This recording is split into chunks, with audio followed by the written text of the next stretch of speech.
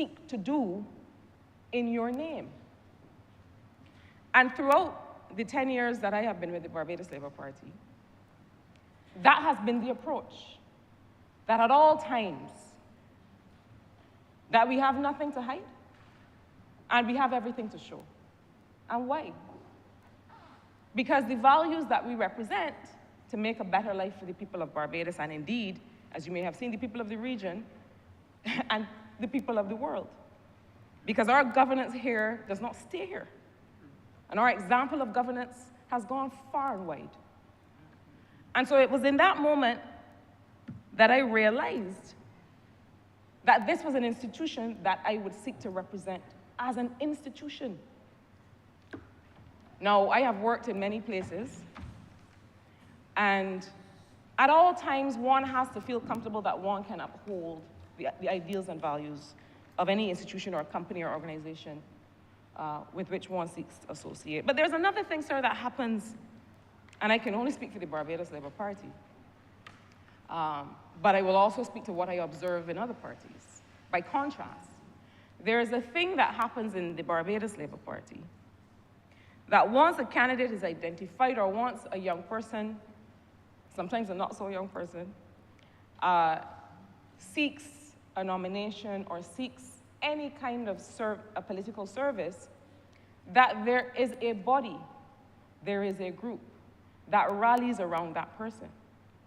Yesterday, we had the privilege of honoring a former member for St. Joseph, a stalwart in Barbadian politics, by renaming the roundabout at St. Patrick's after him. And really, it was the will of the St. Patrick's community that we were simply honoring. But I make reference to members like that former honorable member, and so many others who, I think of Sir Dame Billy Miller and other stalwarts of this party, who as soon as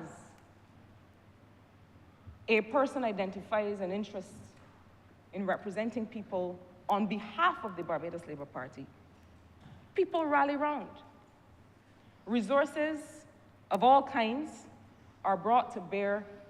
And I'm not talking so much about election campaigns, because an election campaign is one thing and it is a finite operation. I am talking about the knowledge building, the solidarity, the sense of comfort, the bringing to bear of networks and resources to be able to support that individual in the furtherance of the ideals of the party. And it has occurred to me in the last few years of the demise or the decline of the Democratic Labour Party, and we don't want to say demise because, Kadir, we hope that they can rally. But it occurs to me that that is one of the assets that has regrettably been missing from a Democratic Labour Party and indeed other emerging political parties. And it is one that is important, and it is the reason that lasting political institutions matter. Because legacy is not just about what you can look at and admire when somebody has passed on. Legacy is also about what that individual leaves in the hearts and minds and consciousness of the people coming after. And let me therefore take this opportunity to thank as well all of the people, and some of those people are people who live in the village, in Carrington Village. Members of the Barbados Labour Party who may not have served in elected politics, but are part of a body of people who have poured in to those of us who had at that time newly come to political service. So, sir, it is clear to me that a voter on election day, but also a constituent during the life of a political term, considers that they have voted for, they are voting for, or they are entering a contract with the member of parliament as a member of that party. I have no doubt about that. And I know this because whether I have been in cabinet or on the backbench, When I walk around my constituency and speak with people, they speak with me on questions of Barbados Labour Party government policy. They will say to me, well, how is it that you are advancing this policy relative to this matter that was in the manifesto or some other utterance of a previous Labour Party or of what they believe is the ideology of the Labour Party? And the extent to which that happens will vary from constituency to constituency, but it happens. Equally, there are people who would want you as their member of parliament to challenge policy. And so it is important to acknowledge that there has to be a balance of individual representation versus party policy and ideology. And sir, that is the conversation through you that I would like us to have with the Barbadian public, us as a collective. Because I think that this amendment, which I wholeheartedly support, gives us an opportunity to help talk through, as does the parliamentary reform process, as does the constitutional reform process, gives us the opportunity to talk through what it is that we are entering into when we enter into a contract with our representative. It is a contract. And there's an extent to which people understand that they have voted for you as a member of the Labour Party, and if you change your mind, or if you want to be somewhere else, come back and ask me the question again. There's the extent to which that is true. And there's also the extent to which people expect that you represent their interests as you have come to know them from your work in the constituency, and that balance must be honored. There can be no doubt that candidates and MPs need political parties, but political parties also need candidates and MPs. And I say this because I am conscious, and in fact sometimes have a certain consternation about the continuity of political service. Increasingly, it is clear to me and to others that, and as when we were honoring Sir yesterday, that there is a sacrifice that is made. And that, again, there is a balance to be struck to the extent that we want to continue to encourage people to offer themselves for political service. Candidates and MPs need political parties. Political parties also need to create an environment where we are able to keep attracting. And it is not the party itself, it is the political system. The political system, that's why when we talk about parliamentary reform, it is not about any terms and conditions for the people in here now. It is about how do we create the environment that will continue to attract the quality of individual who will continue to put voters and put constituents first, and that is a real concern.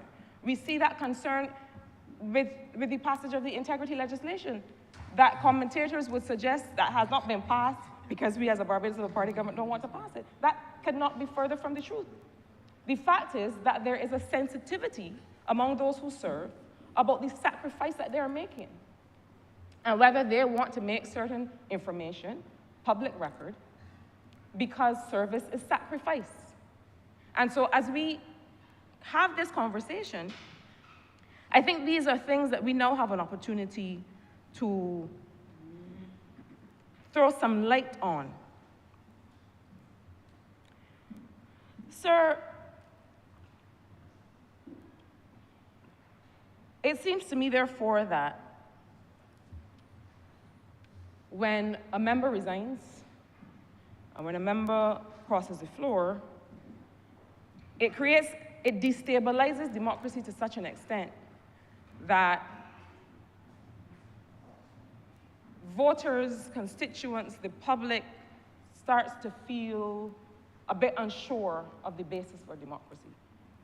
I happen to feel that if a member, as happened in 2018 and in 2024, chooses to cross the floor to sit as leader of the opposition, that they just as they have no mandate from the people who voted for them, from that constituency, they similarly have no mandate as leader of the opposition. So for example, in 2018, when that individual crossed the floor, to not align with an established political party, but to create a new one, whose ideology could be anything, on what authority now are you forming an opposition? Because if you had campaigned or canvassed or spoken to people as whatever party you have now formed, then voters would know what you stand for. But when you cross and become opposition leader, it is anybody's guess the set of principles or ideas that you are seeking to advance in the name of the people that put you there. And so I know that this is a provision that exists. If it didn't exist, the member couldn't have done it. But not only does it undermine the choice the voter made by choosing you as their MP for the party that you were representing, but arguably, sir, it also completely undermines the whole basis of opposition parliamentary action. Because I don't know on what basis you are opposing anything. What do you stand for? Where did it come from? And so this is another concern that I think this legislation helps to cure. But sir, I also want to talk about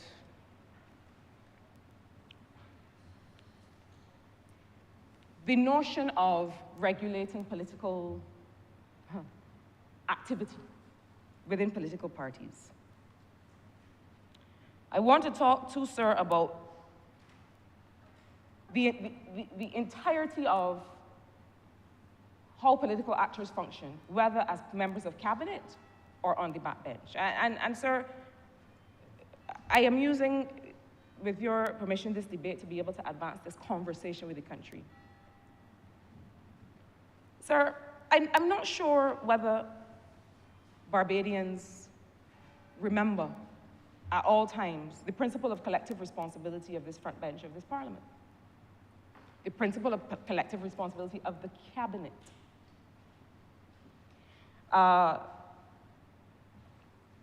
And whether we know what is required for a member to break from the cabinet. Sir, arguably it cannot be done. And so I remember Dame Billy Miller saying to me 10 years ago, if you have such a fundamental diversion from the cabinet as a member of cabinet, you must resign. And I say that because I think that as a collective, we have to understand the contract that we make. Once our member of parliament, for whom we voted, enters into cabinet, cabinet is the place where ideas contend. And we all know how robust and muscular some of that discussion can be. But once a cabinet decision is reached and you leave that room, you have collective responsibility. You may not have uttered a word. You have collective responsibility for the decisions in that room. And so there is a difference, I think, between that relationship, the relationship that you have with your MP, who then becomes a member of parliament.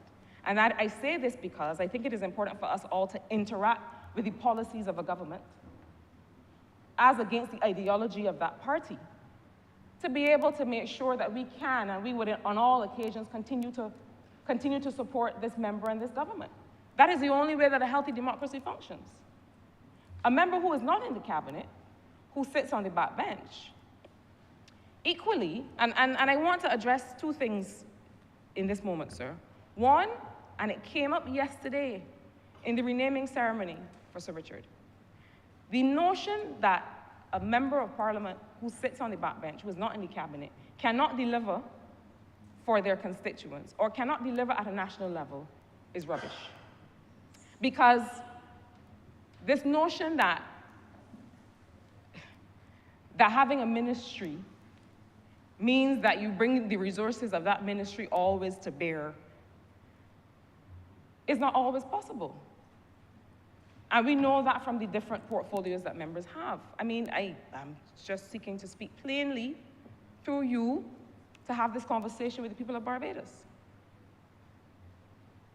And so in every occasion, in all circumstances, every member has to negotiate for representation for their constituency. Backbench, frontbench, all. Equally, a member on the backbench who's not in the cabinet has perhaps a different and freer scope or space to honestly defend constituents within the parameters of the party's principles. Within the parameters of the party's principles. Always to hold up on one hand the concerns of constituents, but always in the other, the ideology of that political party, not your own ideology. To defend the principles of the party. Once those two things converge, sir, you should be all right. But those two things must converge, and there must be a balance. But, sir, I maintain that it is important to understand these relationships. And it is one of the reasons I do feel that it is desirable in future constitutional reform to put the political party on the ballot. To remind Barbadians at all times, yes, you are voting for Joe Friendly. You are voting for Joe Friendly as a member of the Barbados Labour Party. That is a part of the contract.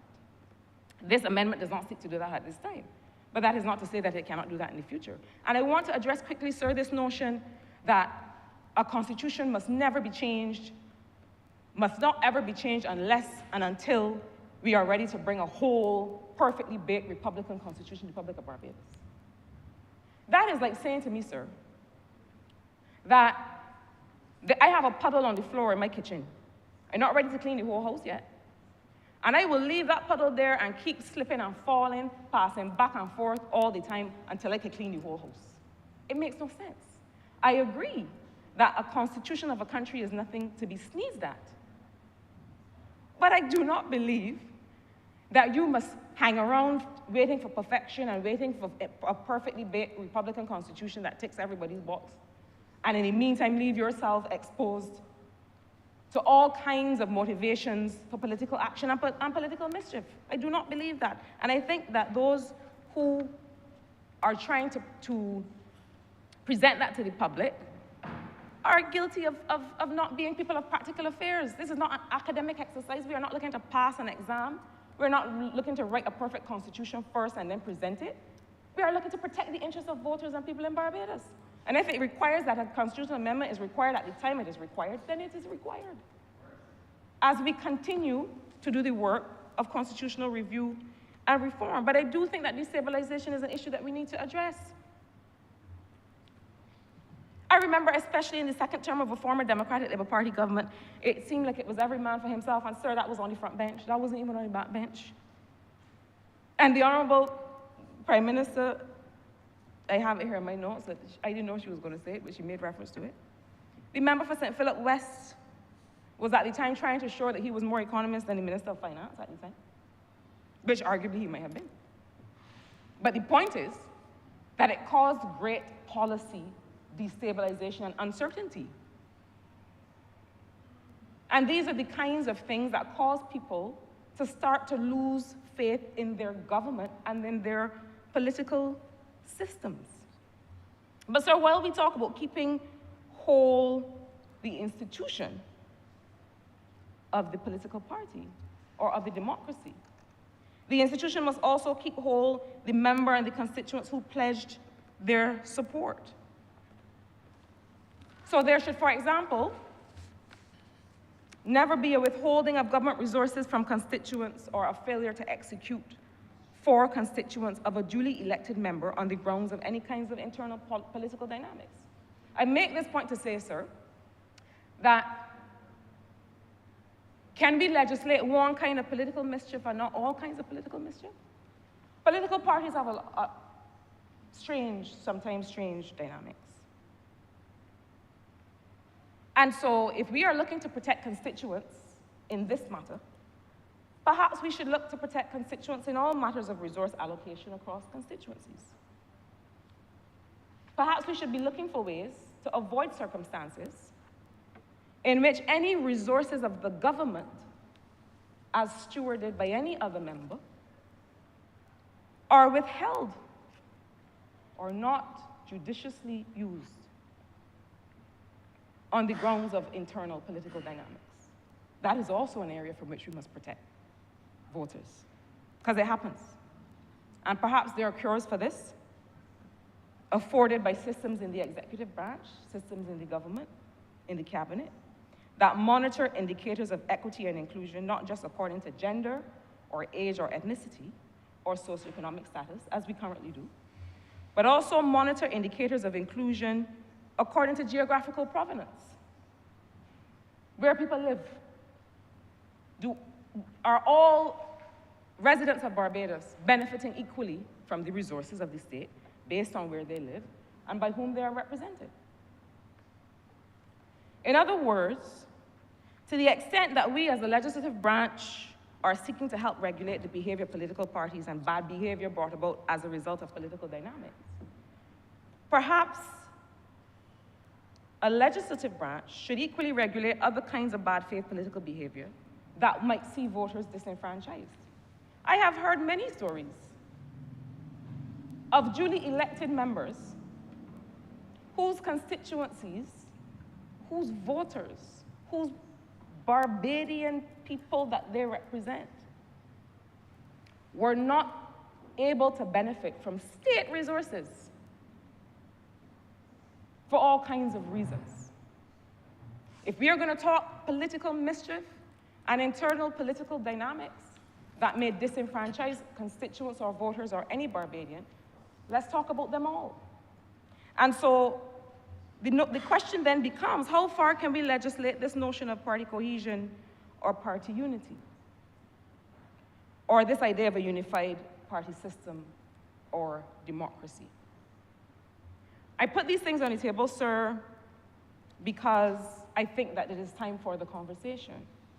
And while this legislation is important, because no one wants to wake up the next morning and realize that the party that they voted for, the person that they voted for, against the support of that party, you feel as if the rug has been pulled out from under you. You did not vote for that. And so I support that. But, sir, I think that the matter of expulsion is one that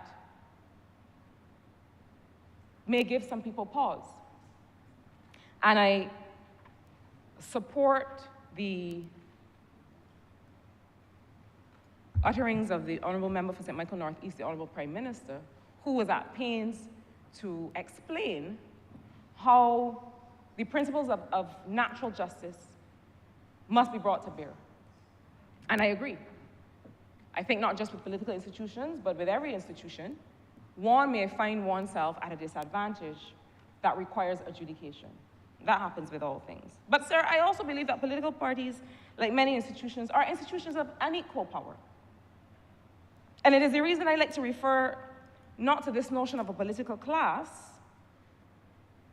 I do not like that expression. I consider that I am part, sir, of a political service, just like public officers are part of a public service. Because if truly there is a political class in our small island politics in the Caribbean, a political elite who, in the original definition of the term, live off politics and do not live for people. That's what political class is. I completely dissociate myself from the expression. But if indeed there has been a political class in our post-colonial political systems in the Caribbean, I am not part of it. I would never be part of it. I'm a child of working class people. And indeed, this Barbados Labour Party, for all of the absurd rhetoric about how this is not the party of poor people. And sir, you know, permit me another pause. I do not know how a party that is not a party of poor people would increase and expand welfare benefits and pension benefits, even as we speak and as we get ready for a budget that is to come. Further expand those benefits. Come up with a trust loan program to create an entrepreneurial class, and further expand that program and other similar programs. Or how a party that's not the party of poor people would continue to expand the transfer of title under the Tenantries Freehold Purchase Act. I think we have to be careful of rhetoric that does not match what we see with our own eyes. So certainly, sir, this Barbados Labour Party has made it our business to find and engage people like me. Your Honourable Member has 2 more minutes. Not just, thank you, sir, because of the humble circumstances of our birth, that's not enough to qualify you for political service, but because those circumstances, alongside our skills and experience, bring a texture, sir, and a rigor to policy making and representation that arguably is missing when the only people that you include are those with land and title. But sir, for all kinds of reasons, we do not come with equal resources or equal networks to political service. We don't. And so it means, given that balance of power that does exist within political parties, that may create a temptation for future leadership or any leadership to abuse it. It means then that the provisions of this amendment require our court system to be quick, to return real judgments, rather than what seems sometimes, sir, to be a failure to commit. We've seen it. We see it in family law all the time. That rather than a judgment that binds parties, that we see the kinds of judgments that you're not sure what happens now. So while this amendment, in making provisions for people who resign, members who are expelled in political parties, where there is a balance of power and where some of us do not come with that power and with those networks, or where a member crosses the floor, in cases where there is an appeal to be made with respect to that expulsion, that we have to continue our work to make sure that the judgments are real, committed judgments, brought in quick time, and also that we continue to deepen and broaden and increase the consciousness of political actors in our democracy. So, sir, I support this amendment. I believe that it comes now with scope for many future amendments that indeed strengthen our understanding of political parties, indeed strengthen the understanding of the contract between the constituent and the MP in cases where that person will end up in the cabinet or may be on the backbench. Sir, this is a conversation. And I encourage us all to understand our role in deepening that conversation, such that we really understand what is it that we do with our vote, but also with our action in communities, in schools, in households across Barbados at all times. Sir, I'm obliged to you. Honourable Member for St. George North. Thank you, Mr. Speaker. Mr. Speaker, I wish to commend the Honourable Member for St. Michael South Central for being previous to me in many ways, because to a very large extent, many of the thoughts that she shared with us today to inform conversation are things that have been concerning me. It doesn't mean that I won't repeat some of them for emphasis. Sir, I rise to support the amendment because I regard it as one that does not merely seek to tidy up or polish up a couple lines in the Constitution, but I really regard it as one that seeks to defend integrity, the very integrity of our democracy. If it was merely one about administrative housekeeping, I could understand why many would be of the view that we didn't have to address this right now and that we could wait until other aspects of the Constitution also required addressing. But I think, sir, that we need to face some simple truths, though. For years under our Constitution, we never had to contemplate certain things. It was probably never even imagined that the day would come when a result could be any number to zero, because it's now 30 constituencies, but it was different numbers in previous times. We probably never contemplated that we would experience a situation where one party got all of the seats in a contested election. And sometimes, sir, when you do not have to experience certain things, there are things that could be tidied up, polished up, that you don't pay attention to it because that eventuality seems a far distance away. But we have experienced it, sir, not once, not twice, but thrice. And so while I am one that holds the view that we shouldn't really be doing it now, we should have been doing it since 2018, if we are honest, or if I am honest with myself. I believe that the time has come. There's never a bad time to do that which is right. It's my personal view, therefore, sir, that the time has come for us to give the people's mandate a necessary shield. Because many of us did not consider it will happen a second time or a third time, and there can be some point in time where it presents itself again. And I believe that mandate has to have a shield. That mandate that the people gave to us as a solemn commitment that they share our perspectives and the perspectives which put us here. That mandate that was sacred to them, each and every one of the voters who exercised their right when they went into the polls and they marked an X next to where they saw representation for them and their interests should come.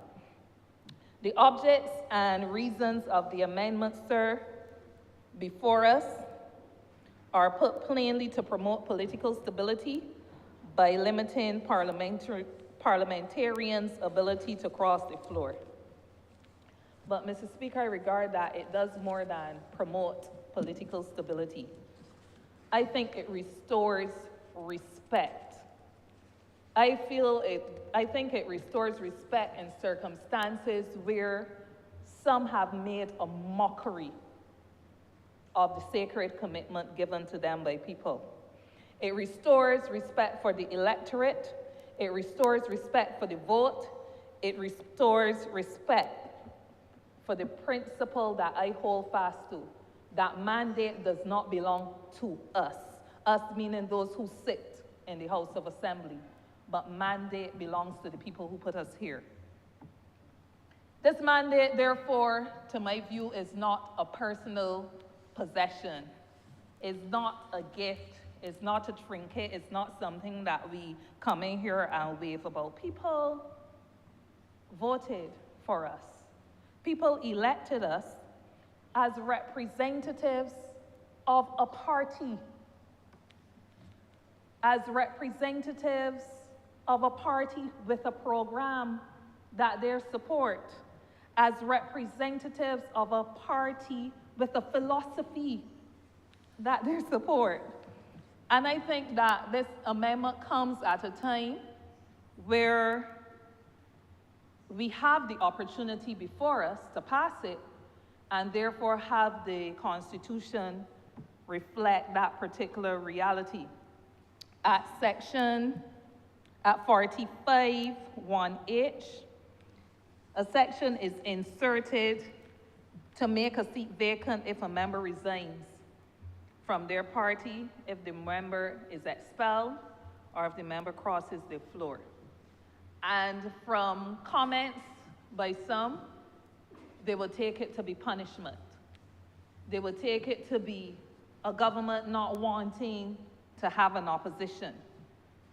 But I think that if we look at it dispassionately, we will find that it is not about punishment, but given all that I've said up to now, it's about protection, protection of the voter's choice, protection of the meaning of the vote, protection of the people who vote for mandate and not for political opportunism. So, as I said, a seat once attained or once handed to persons of a party through a vote is not a bargaining chip to be used if I feel happy today with people, or if I feel that there is better opportunity for me somewhere else, I decide that I can switch that. It is really a symbol of the public's trust in us. And I think that this amendment, once we pass it, would allow us to restore that truth. Mr. Speaker, this bill does not rely on rumor. It does not make space for political theater. It establishes or seeks to establish a structured constitutional process. On the 45D1, when a member resigns, is expelled, or crosses the floor, the leader of the party in the House, the leader of the party in the House, not the leader of the party, because I've heard some people commenting as if this is the leader of the BLP or the leader of the DLP or so, but the leader of the party in the House of Assembly, bracket that, square bracket of Assembly, that House means that, must inform the Speaker in writing. That is why, Mr. Speaker, it is important, too, that the standing orders must therefore be amended to reflect this new reality. Section 45D6, therefore, requires that the standing orders identify the leader of each party's business. So for us, the party in government, the Barbados Labour Party in government, we know who's the leader of government business. The leader of government business is the Honourable Member of St. Michael Southeast, who's the Deputy Prime Minister, the leader of government business in the House.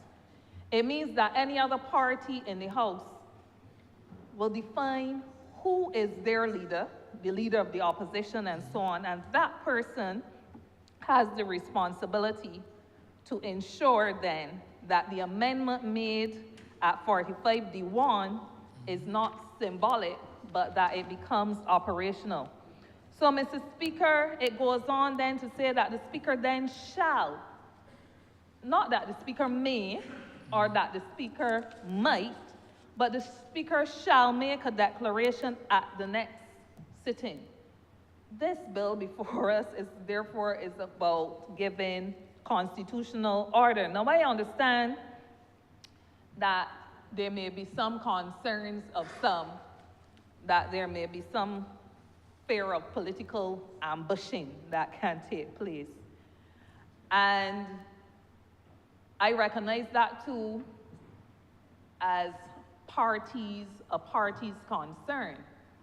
And the Honourable Member for St. Michael Northeast, when leading on this bill earlier, was very clear to outline the guardrails that there are in the BLP's constitution to prevent people from being ambushed. But I'm sure that there are other members in recent experience in another place that would understand that the Constitution may not have been as tight to provide the same guardrails, and so there will be concerns that you can be ambushed, but I do not think it is the place of an amendment or the bill before us to do for parties what parties must do for themselves, to make sure that their constitutions are tight. So I will submit that if I am a member of any institution I'm going to make sure that the terms of that institution, as displayed in the Constitution or any rules and regulations, are not those that I feel can ambush me in any way politically or otherwise. The law, I repeat, cannot attempt to fix for parties what parties must fix for themselves. Mr. Speaker, I'm happy that the bill before us draws a very sharp contrast, draws a very sharp line, actually, between crossing the floor and resignation or expulsion. Under 45D2, it says that if a member crosses the floor, they forthwith, not later at some time, eventually, but forthwith, they vacate their seat. And why? Why is this different to resignation or even expulsion? It's because crossing the floor is the most direct betrayal of a mandate. You may resign for different reasons. You may resign on account of illness or on account of some other things. But when you cross the floor, after people voted for you, not as an independent, but as part of a political party, and you cross the floor, that is the clearest repudiation of the platform upon which you were elected in the first place. And I know that there are some people who may hold a view that all the votes I got ain't come from the political party, or it had nothing to do with the leadership of the party.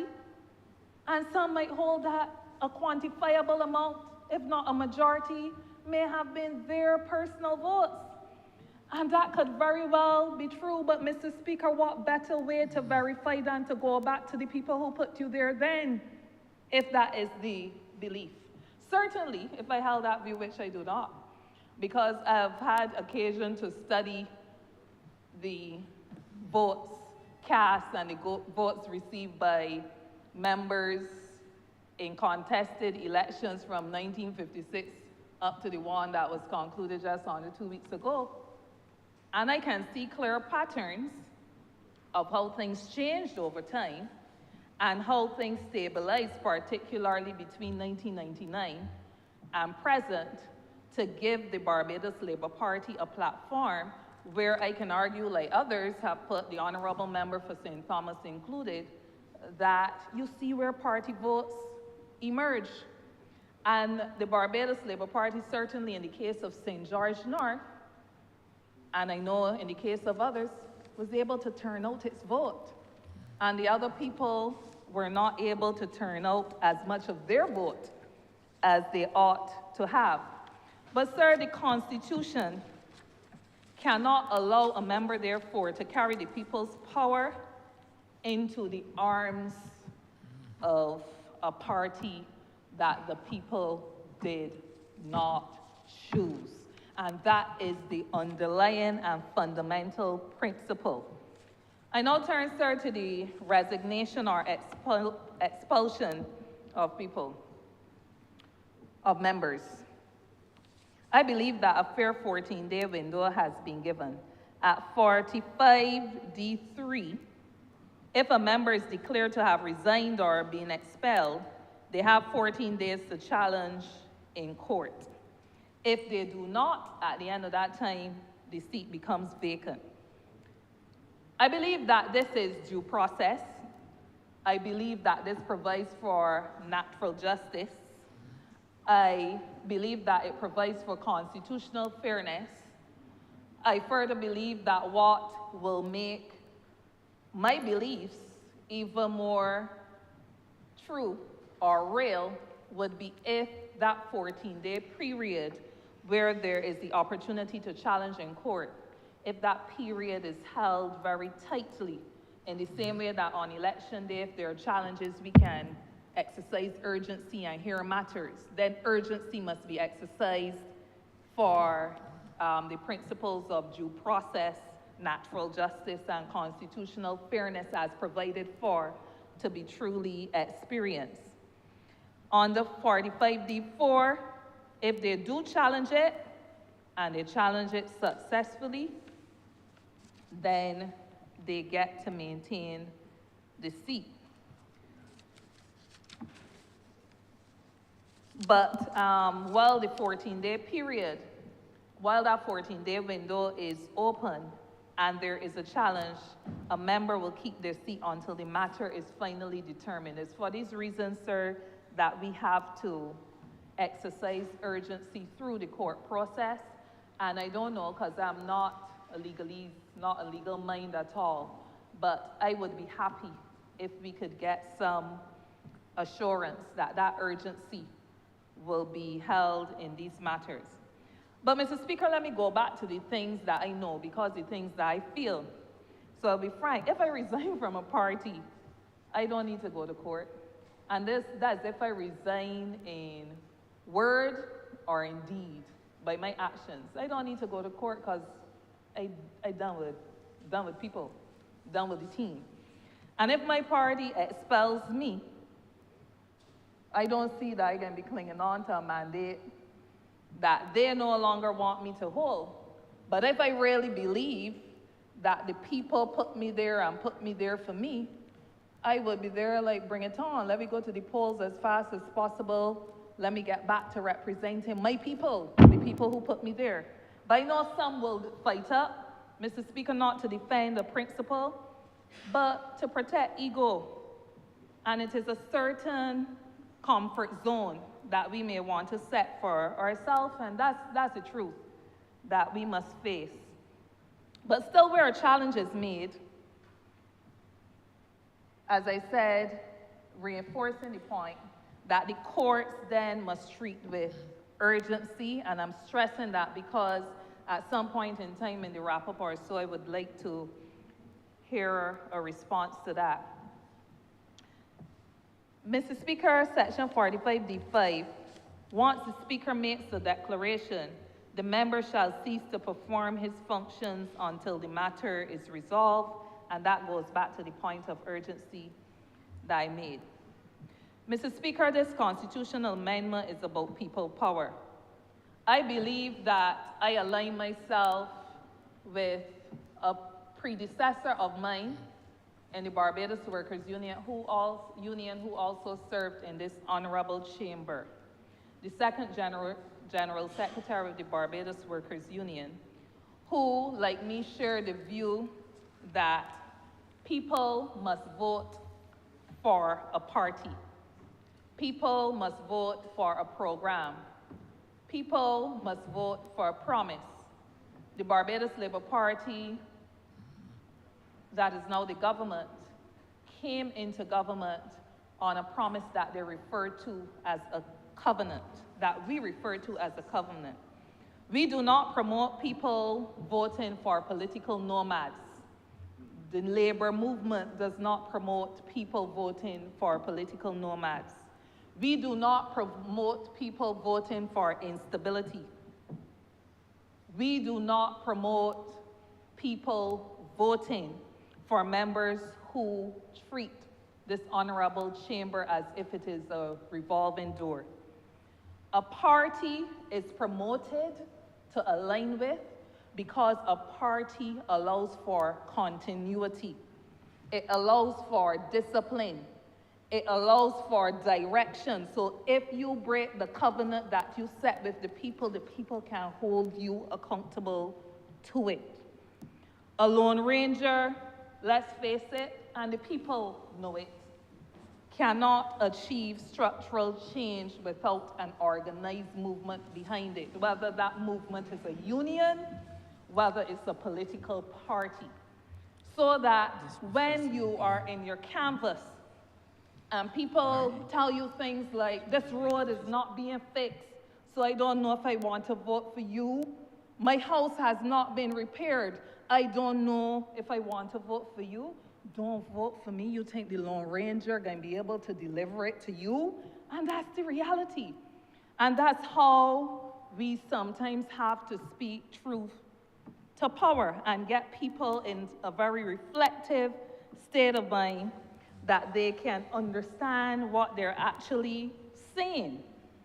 I don't mean that a person therefore must go and hijack another party. You must have that movement, the movement behind you truly, not because you put yourself there and was able to do all the machinations to keep yourself there even when you're not wanted, but you must have the movement of some base behind you. When a member crosses the floor, they are not exercising conscience. And let's get that straight. They are overturning the will of the voter. And the Constitution must not allow that.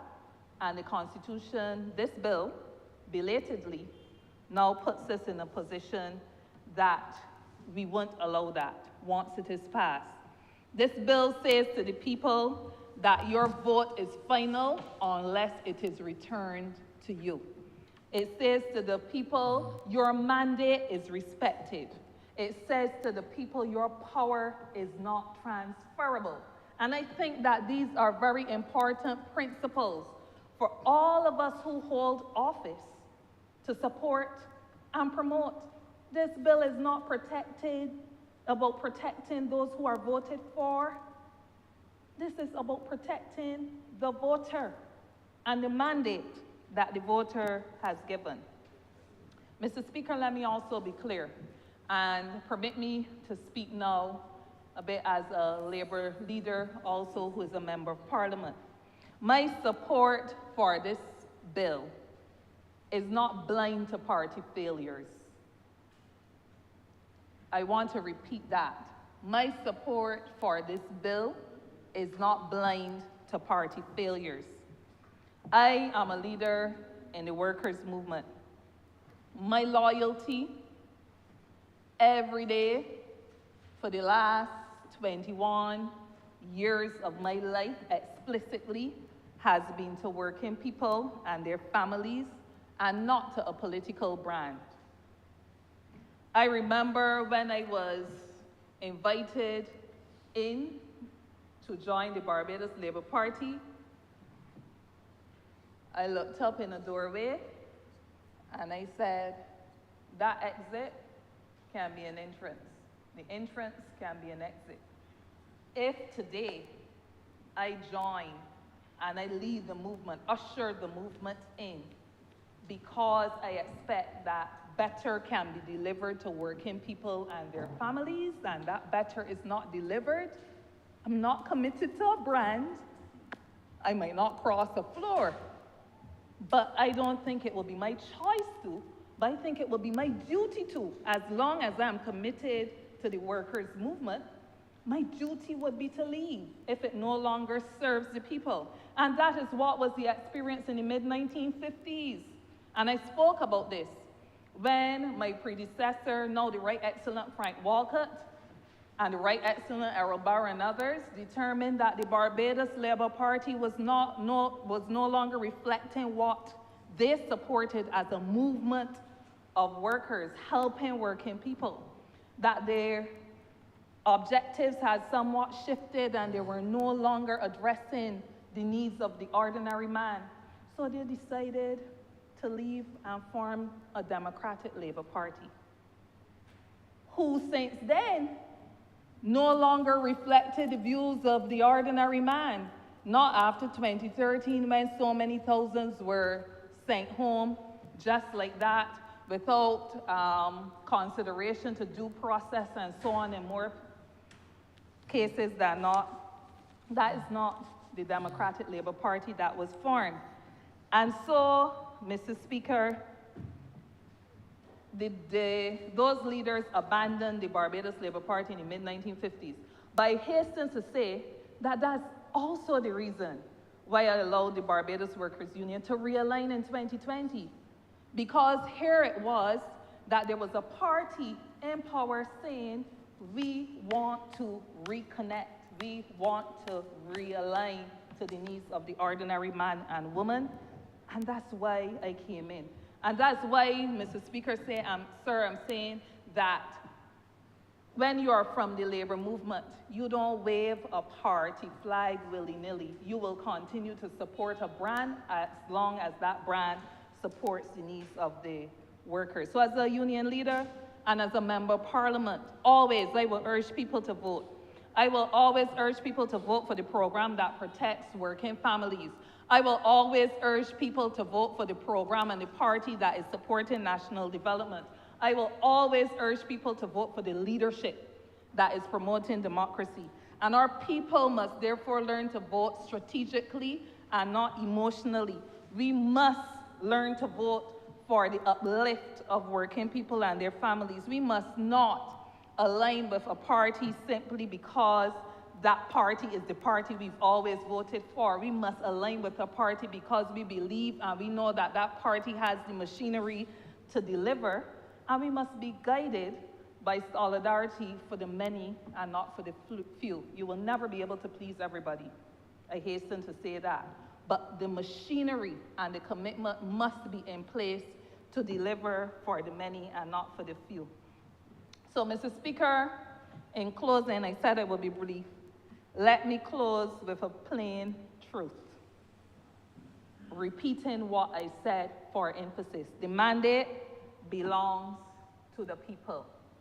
The seat, each of the 30 we hold in here, does not belong to any of the people that you see sitting down in here or myself standing in here. It belongs to the people. The power, therefore, belongs to the people. And no member, none of us has the right to drag that mandate across any floor. So, Mr. Speaker, this bill says just that. It provides for just that. And the Constitution, once we pass this bill, will say so. And I therefore support it with every fiber that is in my being. I thank you.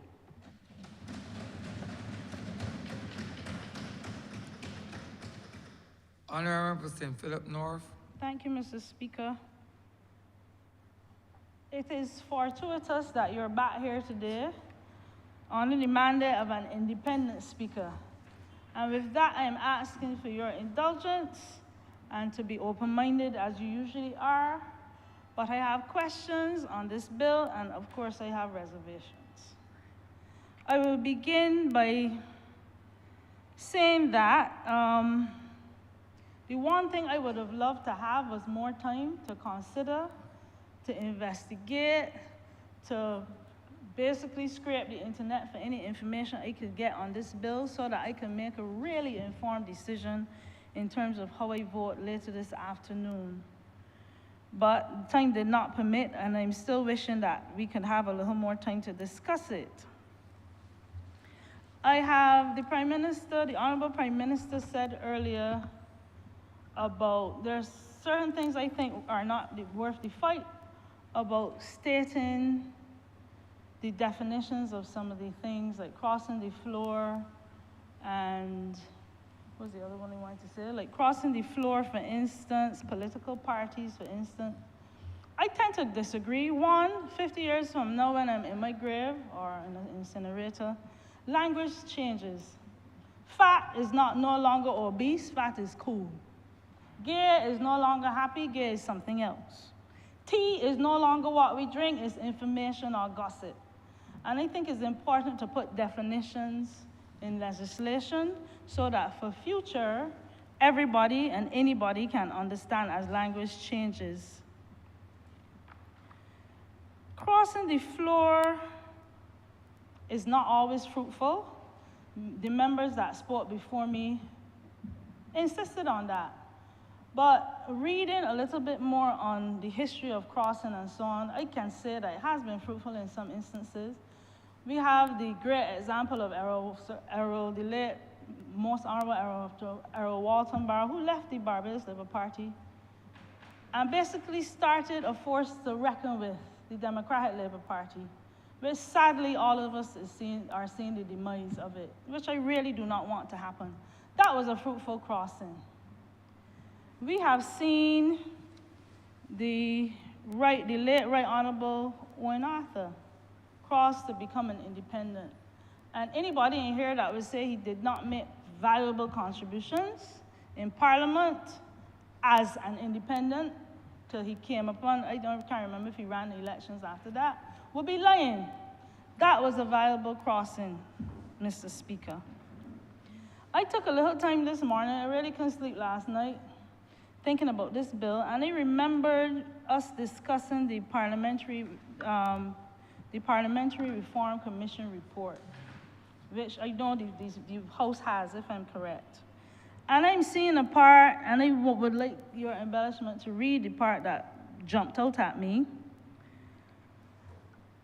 And it said, aside from potential issues of the constitutional right to freedom of association, the right to cross the floor is an important element of opposition in a democratic society. Specifically, a parliamentarian may feel that he can no longer associate with or support a political party of which he has been a member. It is in the interest of democracy that he should be free to do so. If the electorate is dissatisfied with his decision, that will be, and often is, reflected in the next general election. And this was the majority of the members here that said this, not the minority. I am bearing these things in mind when I have to think about what this legislation means. And I think the Parliamentary Reform Commission was an important commission, and it served a purpose.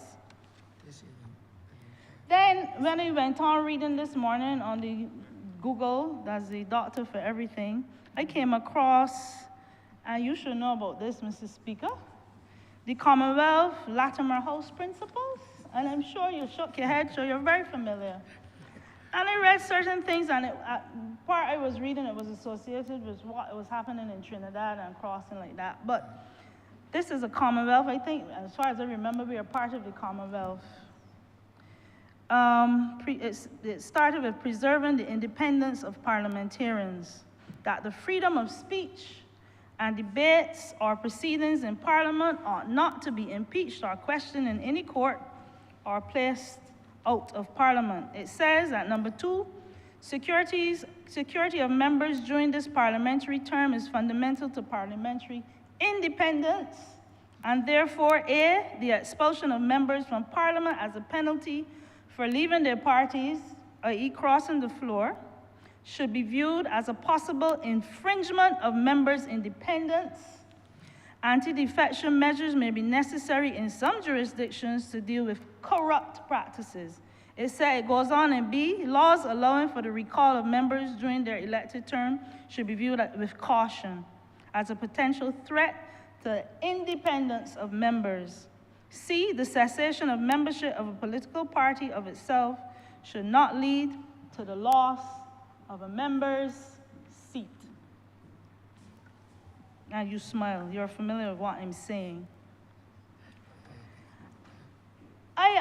It struck me also, and I'm asking the question of myself and the rest of the House, do we have the right to determine by constitutional reform the way forward for other parties? The Barbados Labour Party will not be in government forever. It will come back, it will go, it will come back, that's just history. Do we have the right as a parliamentary group to determine what other political parties do, how they treat their own in terms of crossing and everything? Why is this a constitutional reform subject? Why not just legislative?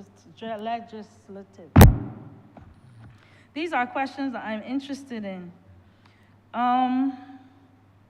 Politics is a temporary job. We all know that.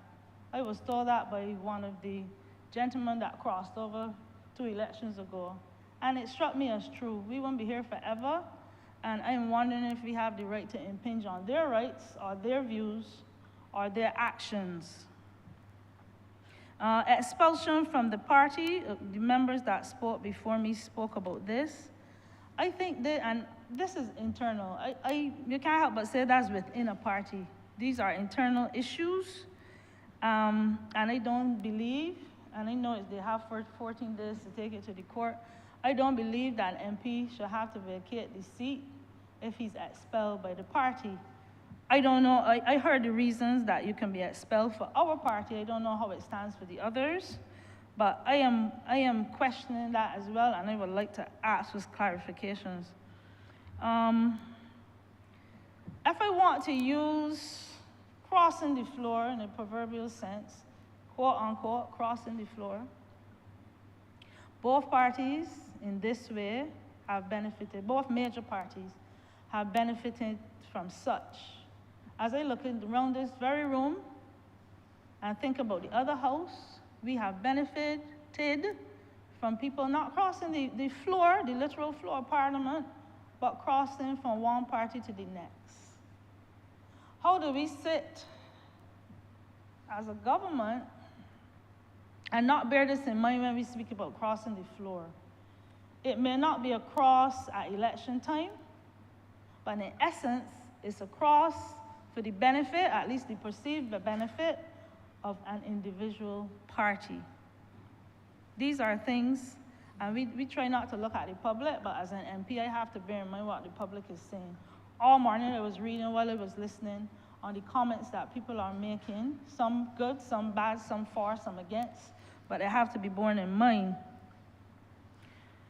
The Constitution, as far as I'm concerned, deals with the organization, structure, function, powers of the organs and agencies of the state. In my view, not political parties. These are some of the things that I want, well, clarification on. As I said, I would love, and I'm sure other members in here, especially the backbench, would love a little more time to actually research what's happening, to deal with what is happening in other jurisdictions, what the law says if it did come to play. I'm seeing one more with the Latimer principle, but Latimer House principle. But that might not happen. I understand it's coming to the Senate soon, but these are some of my concerns, and obviously will not be long. Personally, and the Honourable Member for South Central, St. Michael South Central, said it shouldn't be personal, but I think personally, I understand everything that is happening. I don't agree with the expulsion part. The crossing the floor to trigger a by-election or an early election, we have seen, and other members mentioned, that the chances of somebody that crosses wins the elections is slim. So why not, according to the Parliamentary Reform Commission, wait till the next general election when it is due? These are things I have in mind, Mr. Speaker. Thank you for the 10 minutes I had to speak to you. Please bear some of what I said in mind, and I will take my seat. Thank you very much.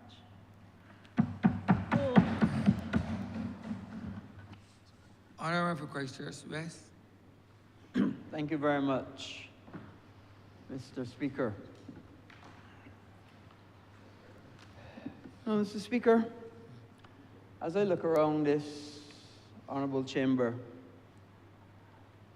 I look to see members of the Barbados Labour Party.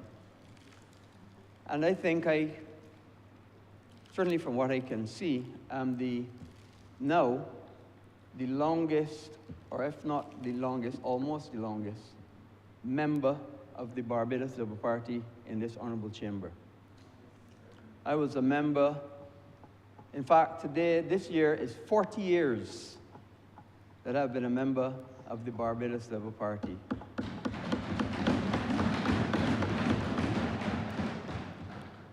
And as is customary, Mr. Speaker, in addition, especially after an election, as is customary, we always thank the people that sent us here. And I want to use this opportunity to thank the people of Christchurch West, who have sent me now to this honourable chamber for 5 terms, starting in 2003. And we always must remember, when we speak in this honourable chamber, who sent us here. Now, also as is customary, when I get up to speak, I always start with, I support this bill. But you know, Mr. Speaker, elections change lives. And in fact, I went through a whole election campaign saying elections change lives. And although normally I get up and say, I support a bill, today is a different day. Now I am a backbencher. I'm free to speak my mind. I am no longer a member of the executive. But am I free to speak my mind? And that is the crux of this bill.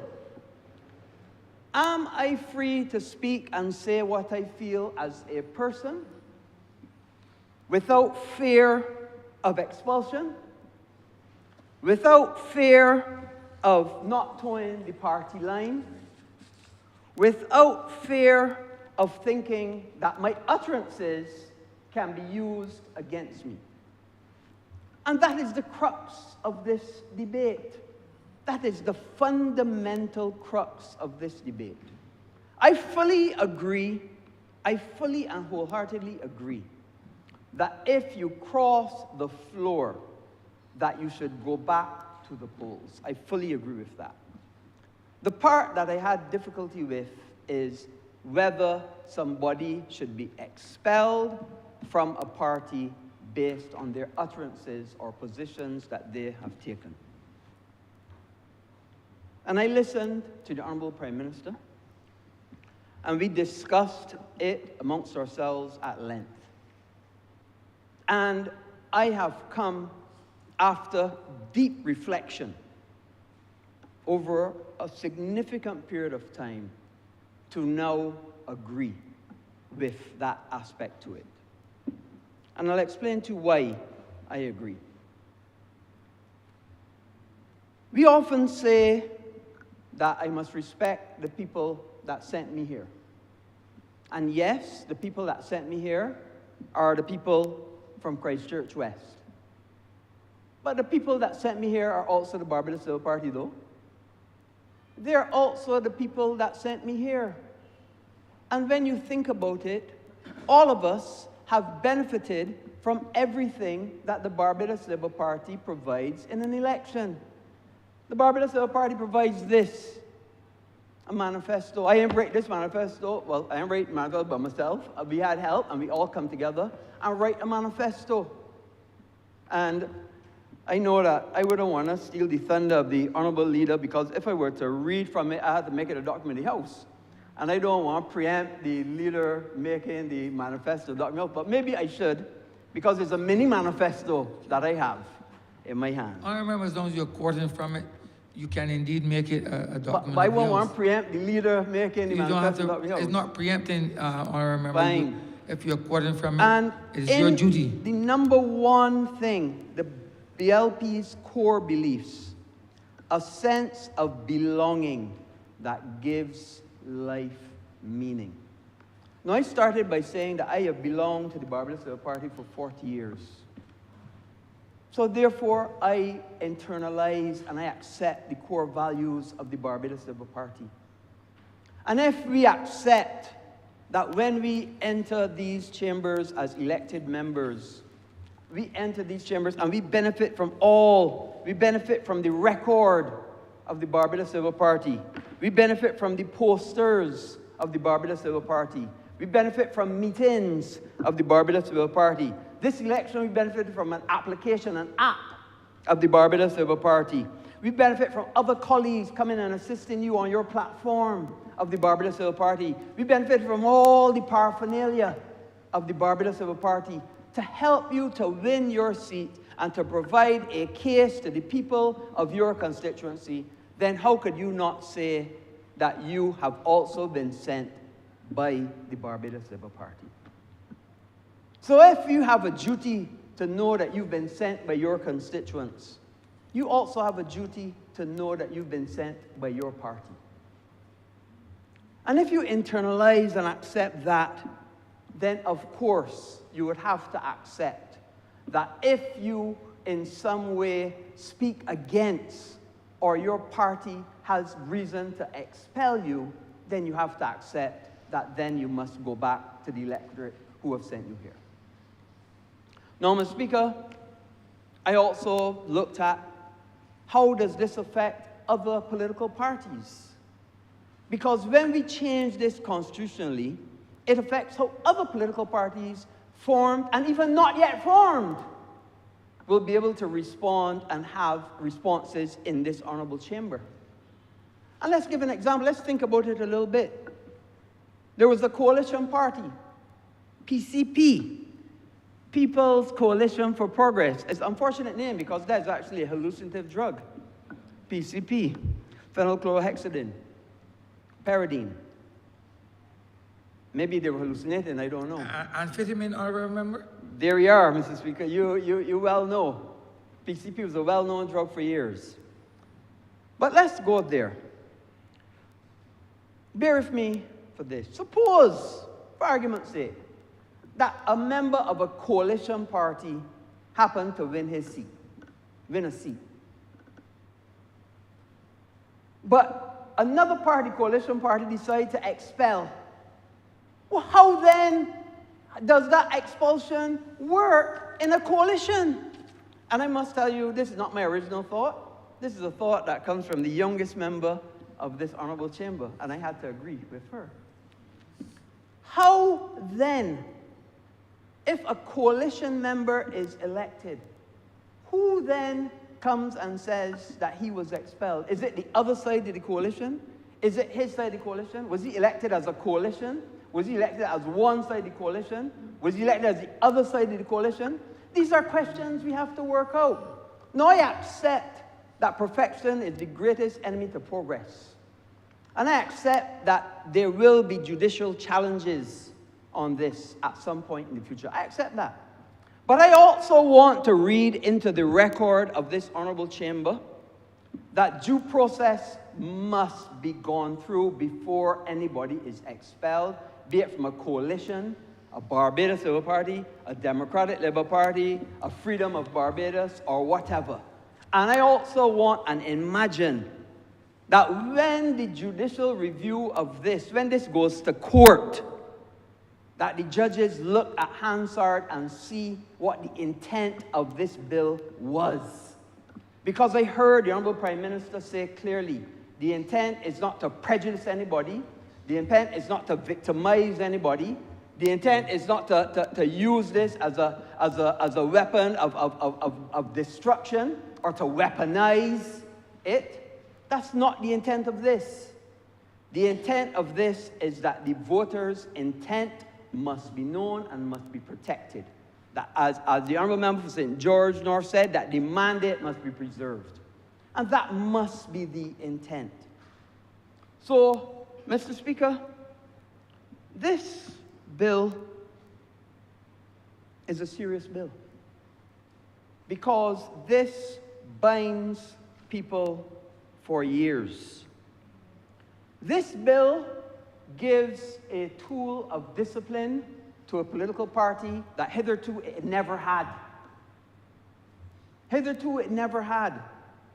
In the past, a political party could discipline you by suspension or expulsion.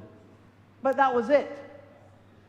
Now, your expulsion has a consequence that your seat would be vacated. So this is discipline, and this is discipline at a paramount level. Does it bring an element of party paramountcy? Perhaps. Perhaps. But what it does is we have to respect and understand whose shoulders we stand on.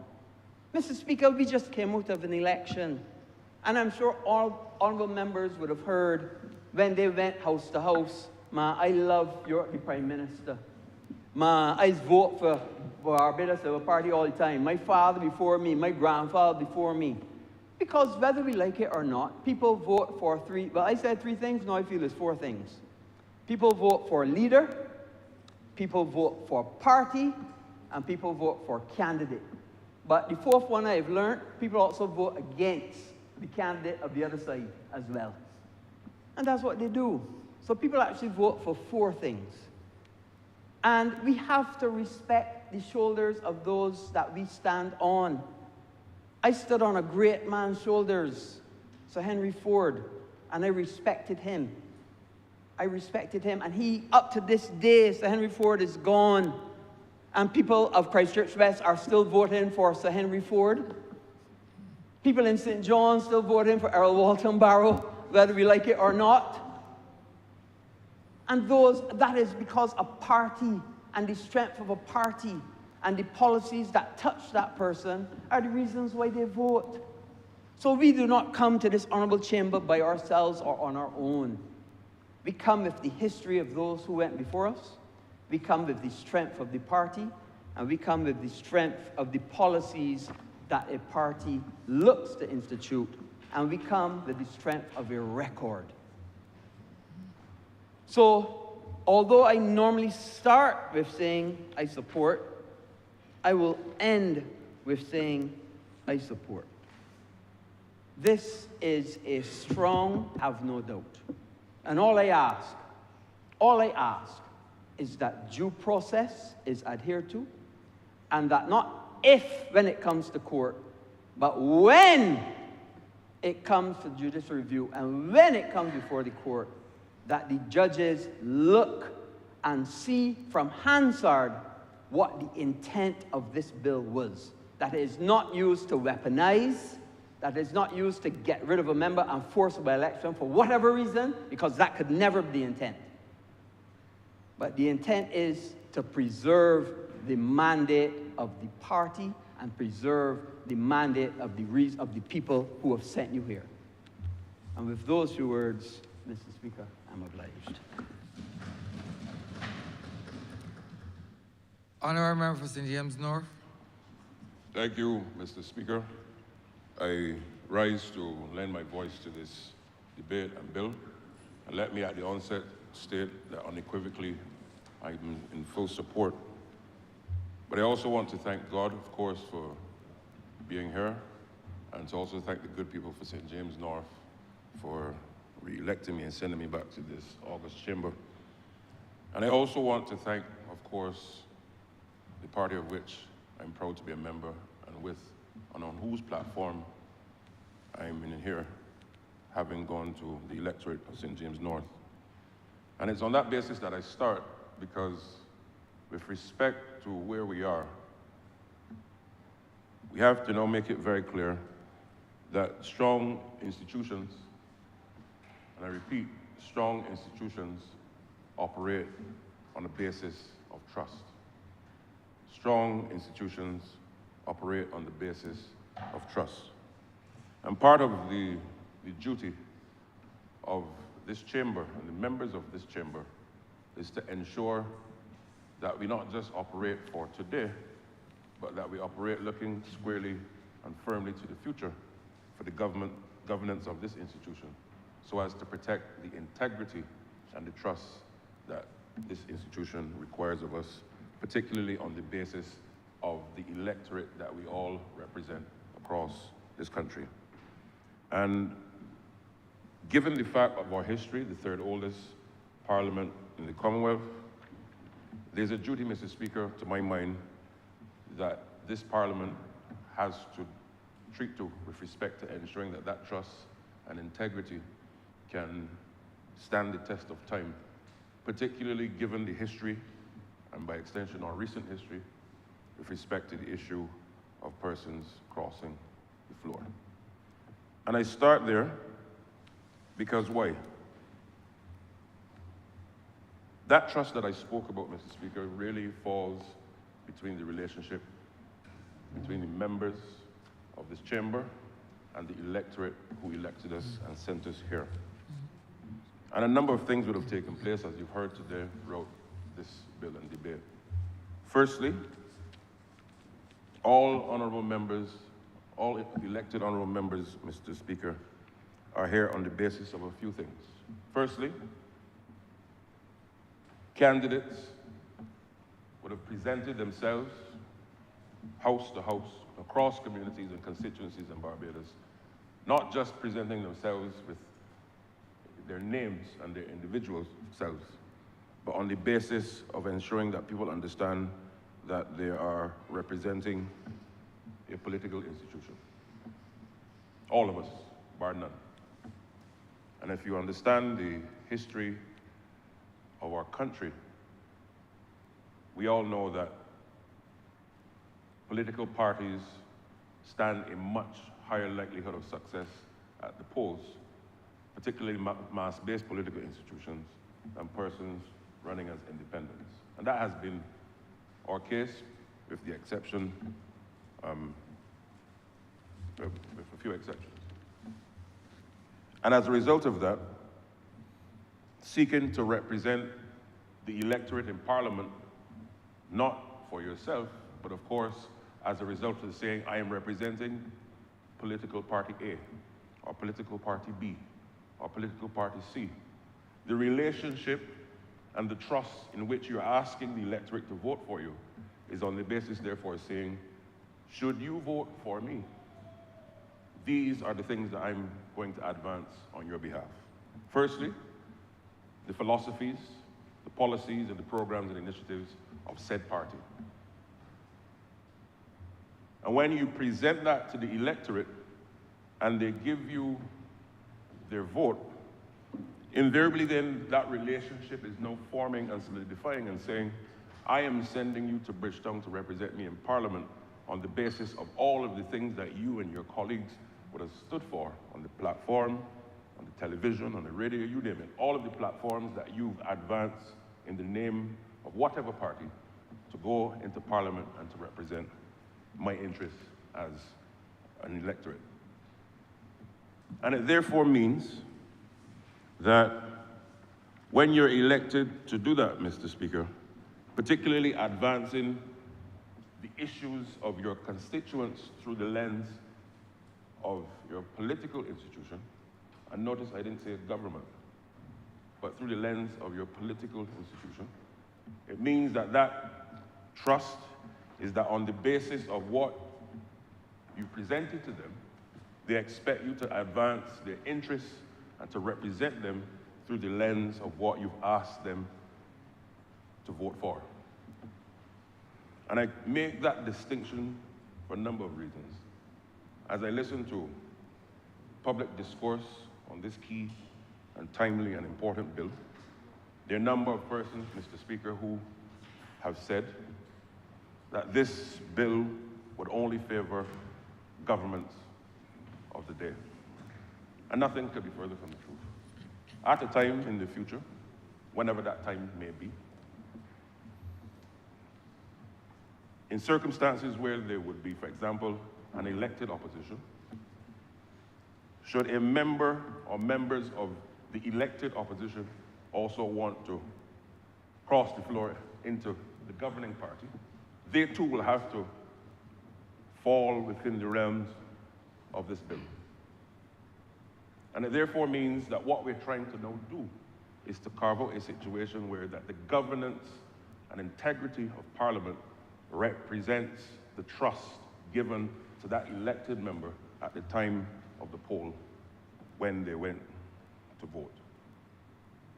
And the idea that you can just cross from one side to the other as an elected member without going back to the electorate that sent you there is not only a breach of trust, but it goes and erodes the confidence in which people ought to have in the parliamentary process.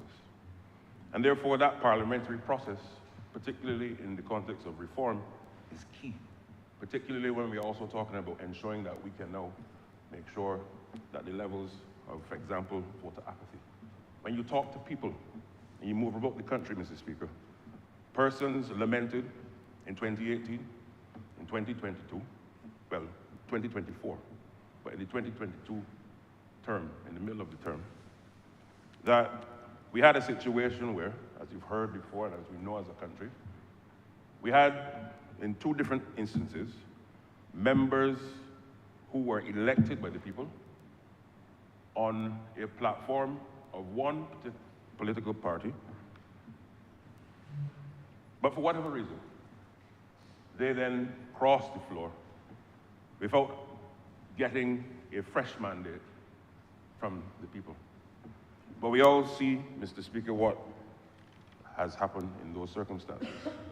Because people in Barbados and the electorate, in my view, a very sophisticated one, have made it very clear, in no uncertain terms, that if you are going to cross the floor after having stood on a platform, coming house to house, using the resources of a particular political party, and then for whatever reason you believe that you are a big McGuffey, and that you can go it alone and disregard the people, then you will have to deal with the consequence, not in here, but out there in the election world. And that was very clear. The last two members in this honorable chamber who would have crossed the floor and not gotten a mandate from the people to do so, but sought a new mandate in other constituencies, Mr. Speaker, we've seen what has happened, and they were not returned to this chamber. But there's also another thing that I want to focus on very briefly, because I'm not going to be too long, because a lot of what I would want to say has been well articulated by my honorable colleagues. There's a phrase and a term in the body politique, the will of the people, Mr. Speaker. The will of the people. You hear it from different platforms, different parties.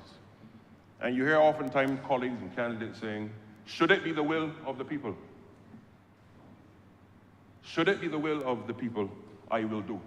Should it be the will of the people, we will, A down to Z. What is the will of the people?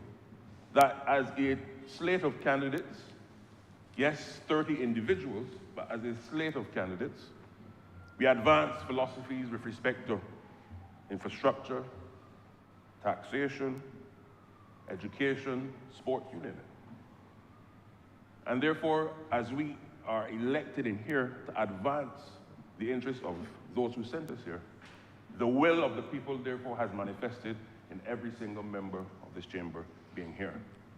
And it therefore means is that if you come to Parliament on that basis, we can no longer accept, Mr. Speaker, that members decide that they, off of their own steam, cross the floor without having to go back to seek a fresh mandate from said people. And this is why I support this bill. Because why? No one is stopping any person from running in any constituency, whether the constituency which they were elected at the time of the last election or any other. What it is simply doing is saying that if you want to continue being a member in this honorable chamber, that you must ensure that that trust that was given to you before must be placed in you again, because the basis in which you got here is not the same in which you are seeking to cross the floor. That is about trust. And if the country cannot trust the institution which holds up our laws, which passes our laws, and the conduct of that institution, Mr. Speaker, then we are looking at a very unfortunate set of circumstances which we can no longer allow, particularly as a mature democracy in the Commonwealth. Barbados, of course, is a country that continues to be revered across the world and institutions, and the reputation and the trust in our institution has significant benefits across many of the things that we try to advance and achieve. Now, when you look, therefore, at the issue of, and the debate of recognition of parties, I touched on it briefly, but notwithstanding that in the electoral process, and particularly in respect to our laws, there's that silence in the Constitution to political parties, as it were. Everyone in the country knows that when I go to the poll, and you see Chad Blackman, you see Kay McConney, you see Chris Gibbs, etc., which institution, which political party they represent. And because why? The members and the candidates at the time have advanced through the lens of the political institution, that they are part and parcel of what that party has to offer. And through that basis, you should vote for us. And it therefore means that it is not just about the technicality of it, it's also about the spirit and intention of what we have continuously throughout the years, particularly post-independence, gone to our people and saying, I'm from party A, and I'm from party B. So it's simply now a matter of ensuring that we not just, as I said at the onset, look at this from a lens of today, but future Parliament. We have a duty to ensure that we strengthen the tenets of this institution. As I said, the third oldest Parliament in the Commonwealth, and particularly now as a country on the eve of our 60th year of independence, 5 years as a republic, how do we now use this as an occasion to further strengthen the parliamentary process, and two, the democracy in which we are all proud to call our own here in Barbados. So, Mr. Speaker, with those few words, I want to unequivocally lend my full support to this bill, and I look forward to the continued discussion and debate this afternoon. I thank you.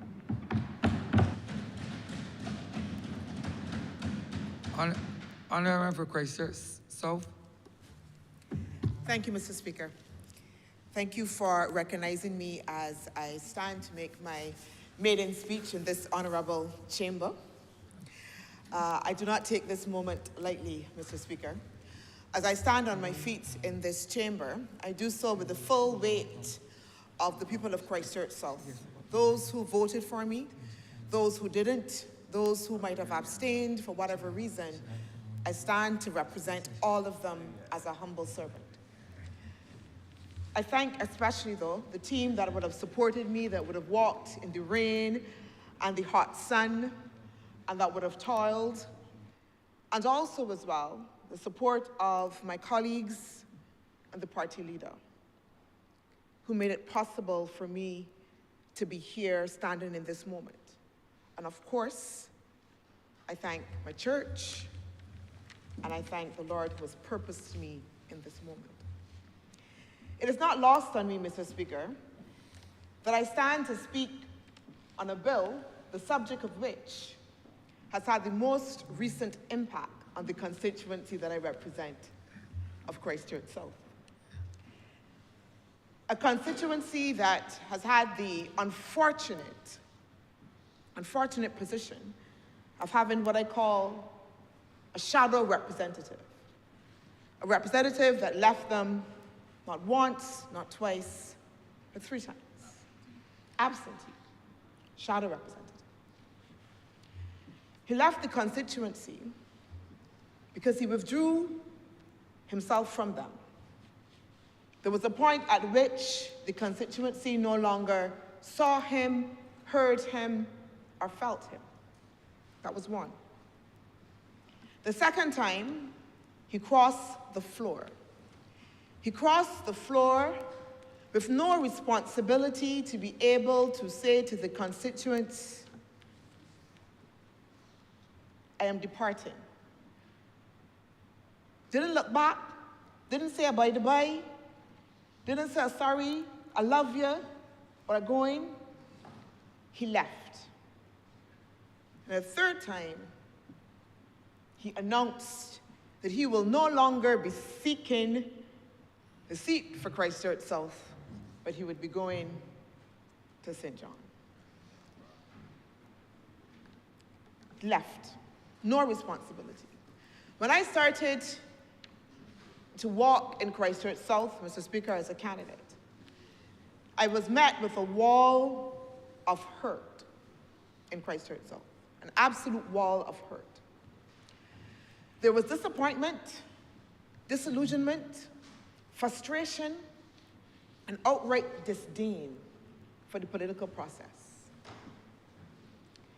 I met this lady, and she's become a pinpoint for me in my walk.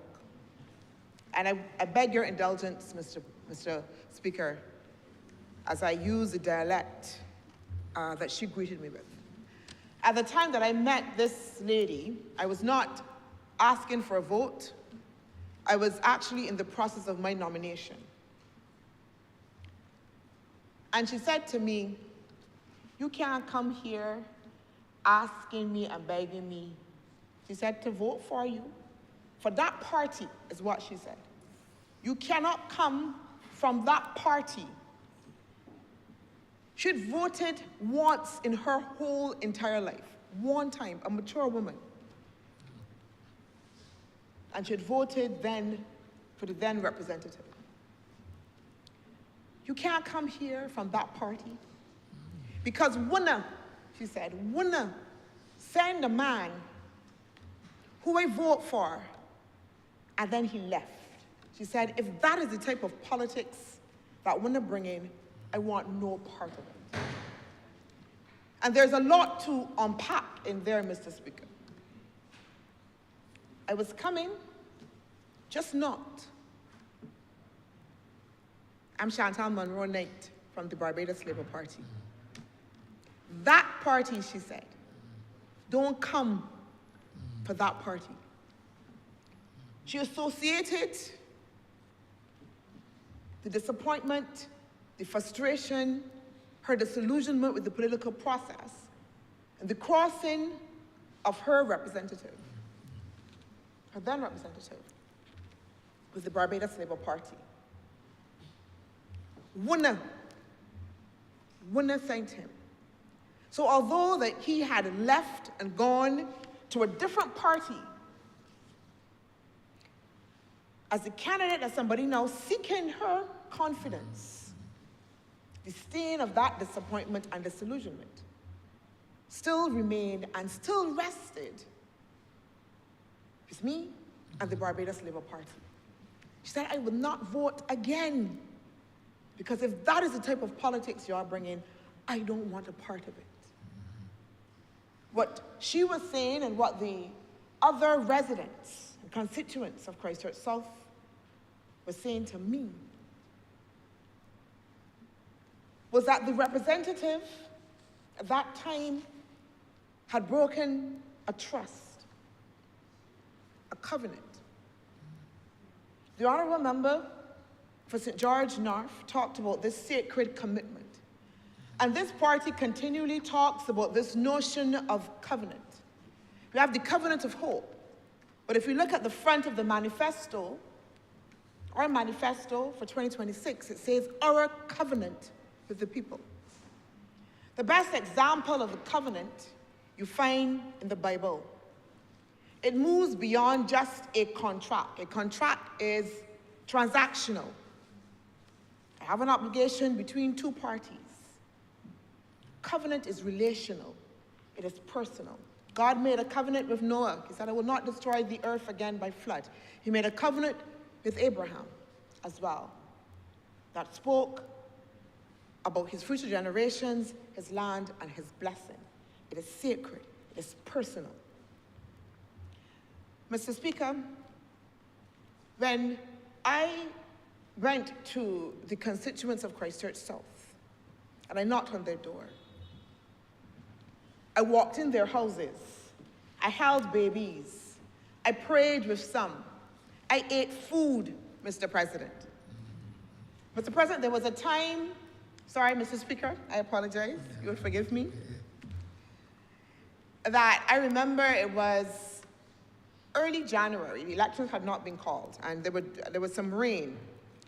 And I was going through the constituency, just, speaking to the constituents about the situation and the rain that was falling. And I turned up at this lady's house, and I called her, and I was walking around the house looking at the flooding. And I was like, it's taking very long to come out. When I got on her property, there was this smell of fried fish.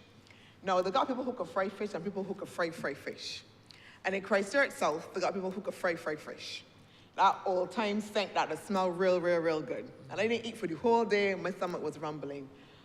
Gone to a woman's property, I walking around and stuff, she's taking long to come. So then she looked out. She came out eventually, Mr. Speaker. And we talked about it, and then she said, come round in the front. Come round and sit down. So I gone in the house. And she said to me, come and sit down. But she didn't invite me to come and sit down at her sofa. There was a chair already pulled out at her table. And as I walked to the table, a plate appeared in front of me, and a piece of fish appeared in front of me. And you know, when you have some people who are matriarchs, when they give you a command, it sounds like they give you it in a half of a question, but it's really a command. So the way she said, sit down here, she was presenting me with a plate of something to eat. And the only thing she then asked me, really that was the question, you want the bread toasted or not? That was the only question, Mr. Speaker. So when you sit in people's houses and eat their foods and hold their babies and hold their hands, Mr. Speaker, when I turn up at a funeral and cry with the family, not crocodile tears, because that person has become part now of my family, that is not a contract. That is covenant relationship. That is family. And so the repudiation of that, when that representative that becomes family crosses the floor with little responsibility, it creates a fundamental rupture in a covenant. You rip it out, you tear. But it is not just surface, because very much it becomes heart. Because if you become family, and your family leave you, and your family ain't look back at you, and your family ain't there for you, you just take it on, Mr. Speaker. You just feel it inside. As much as you want, pretend, you feel it when family does that to you. And so very often, we talk about this notion of crossing the floor in a procedural way. And, you know, we talk about, you know, the person crossing the floor for power or for pension and all of these things, and this you know, discussion about constitutionality. And all of that might be very well part of it. But fundamentally, Mr. Speaker, fundamentally, it is that rupture for the people that that person has created. And for me, Mr. Speaker, this bill creates a conscience. It creates a conscience for the representative. It creates a responsibility that should have been there anyhow. But sometimes we have to legislate things, and this bill legislates that, fundamentally.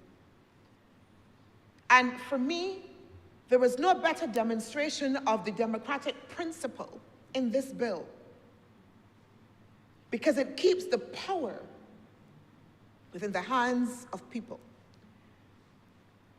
And as a country, as a republic that is on a journey to ensure that it matures its democracy, keeps it true and keeps it sound, Mr. Speaker, this bill fundamentally does that.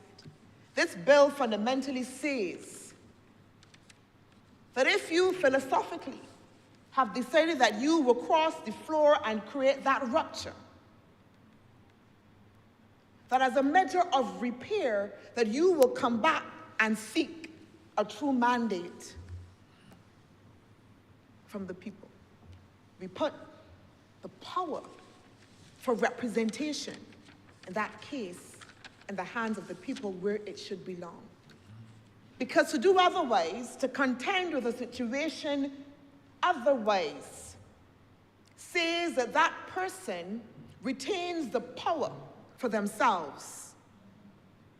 And I don't know that a maturing democracy, Mr. Speaker, can contend with that or should contend with that.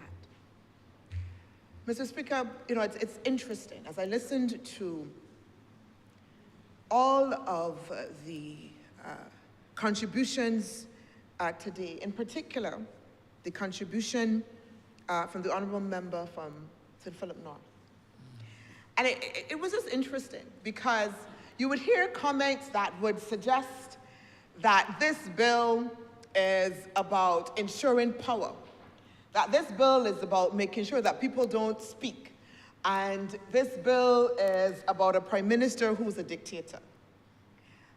Mr. Speaker, the honourable member for St. Michael Northeast is not in her seat, the honourable prime minister.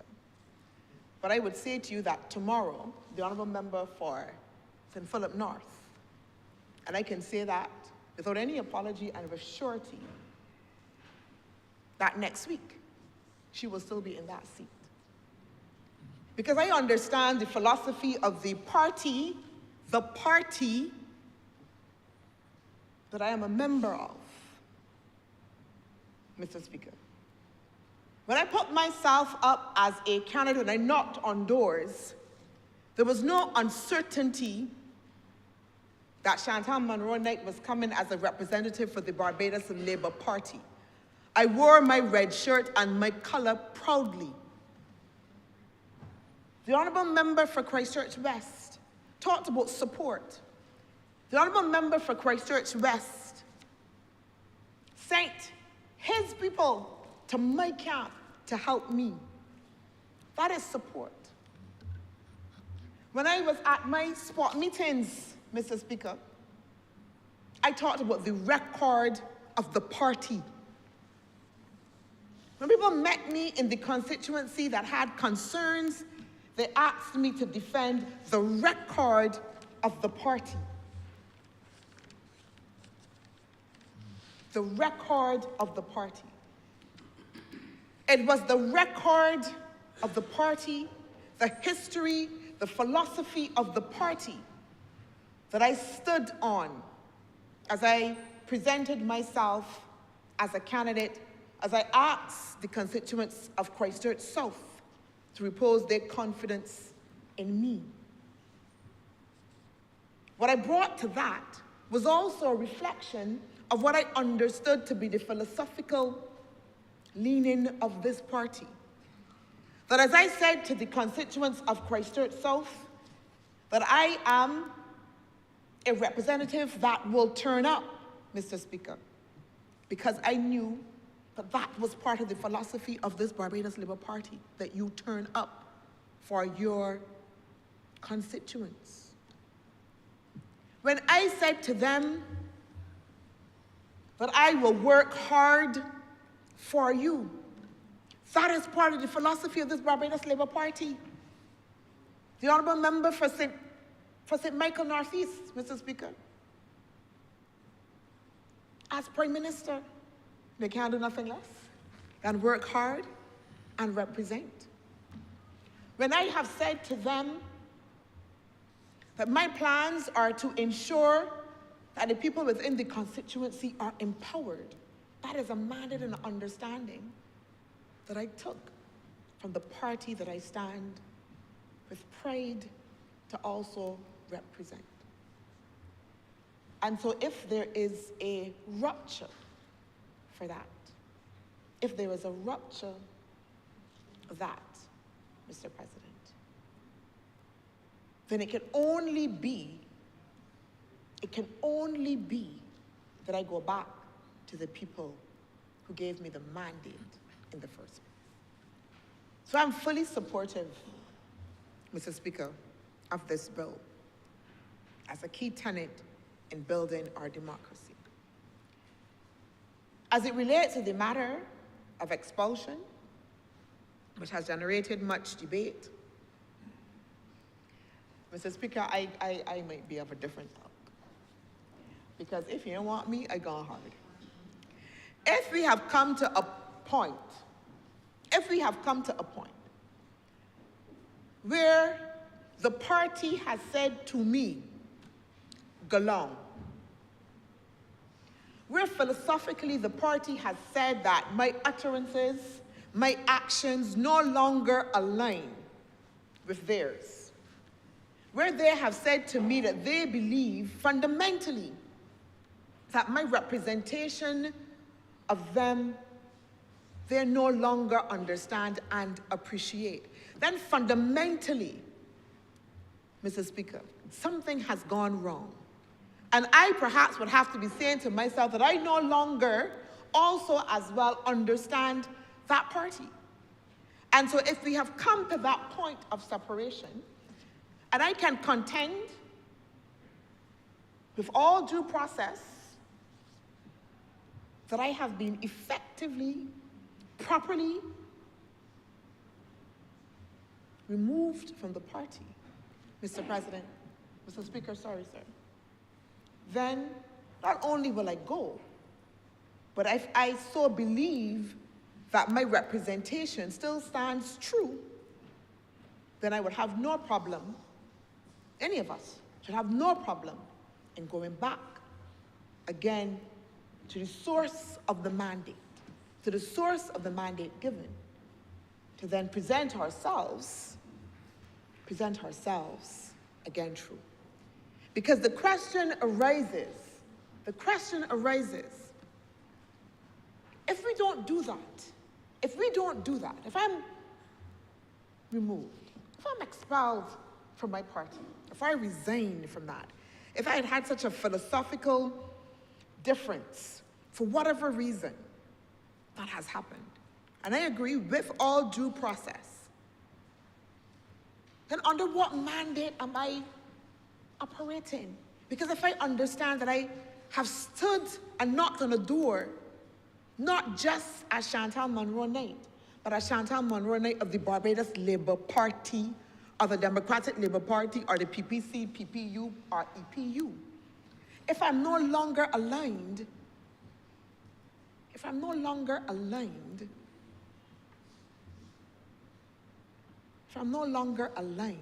then where do I stand? And I would have to stand with a new mandate.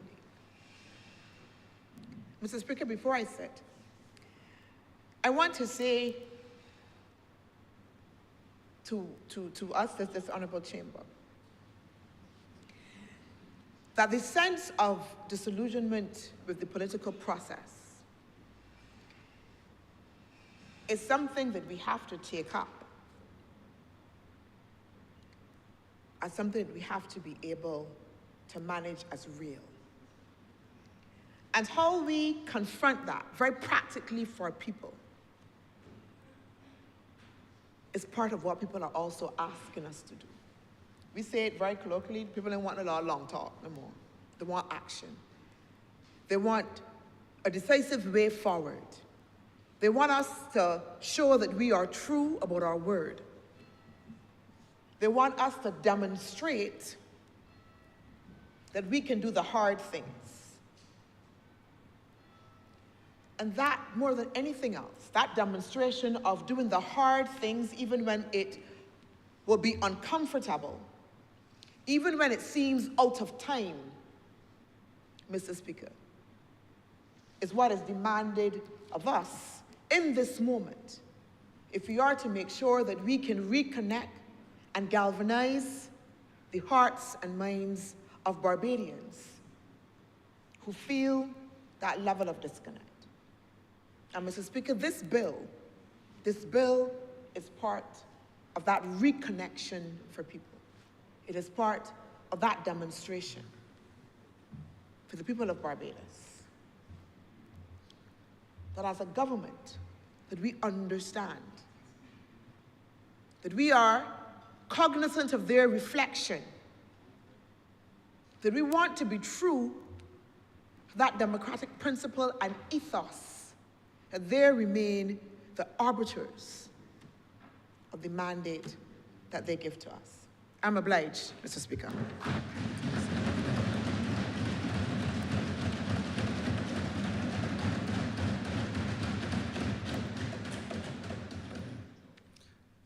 Honourable members, St. Michael South. Thank you very much, Mr. Speaker, sir.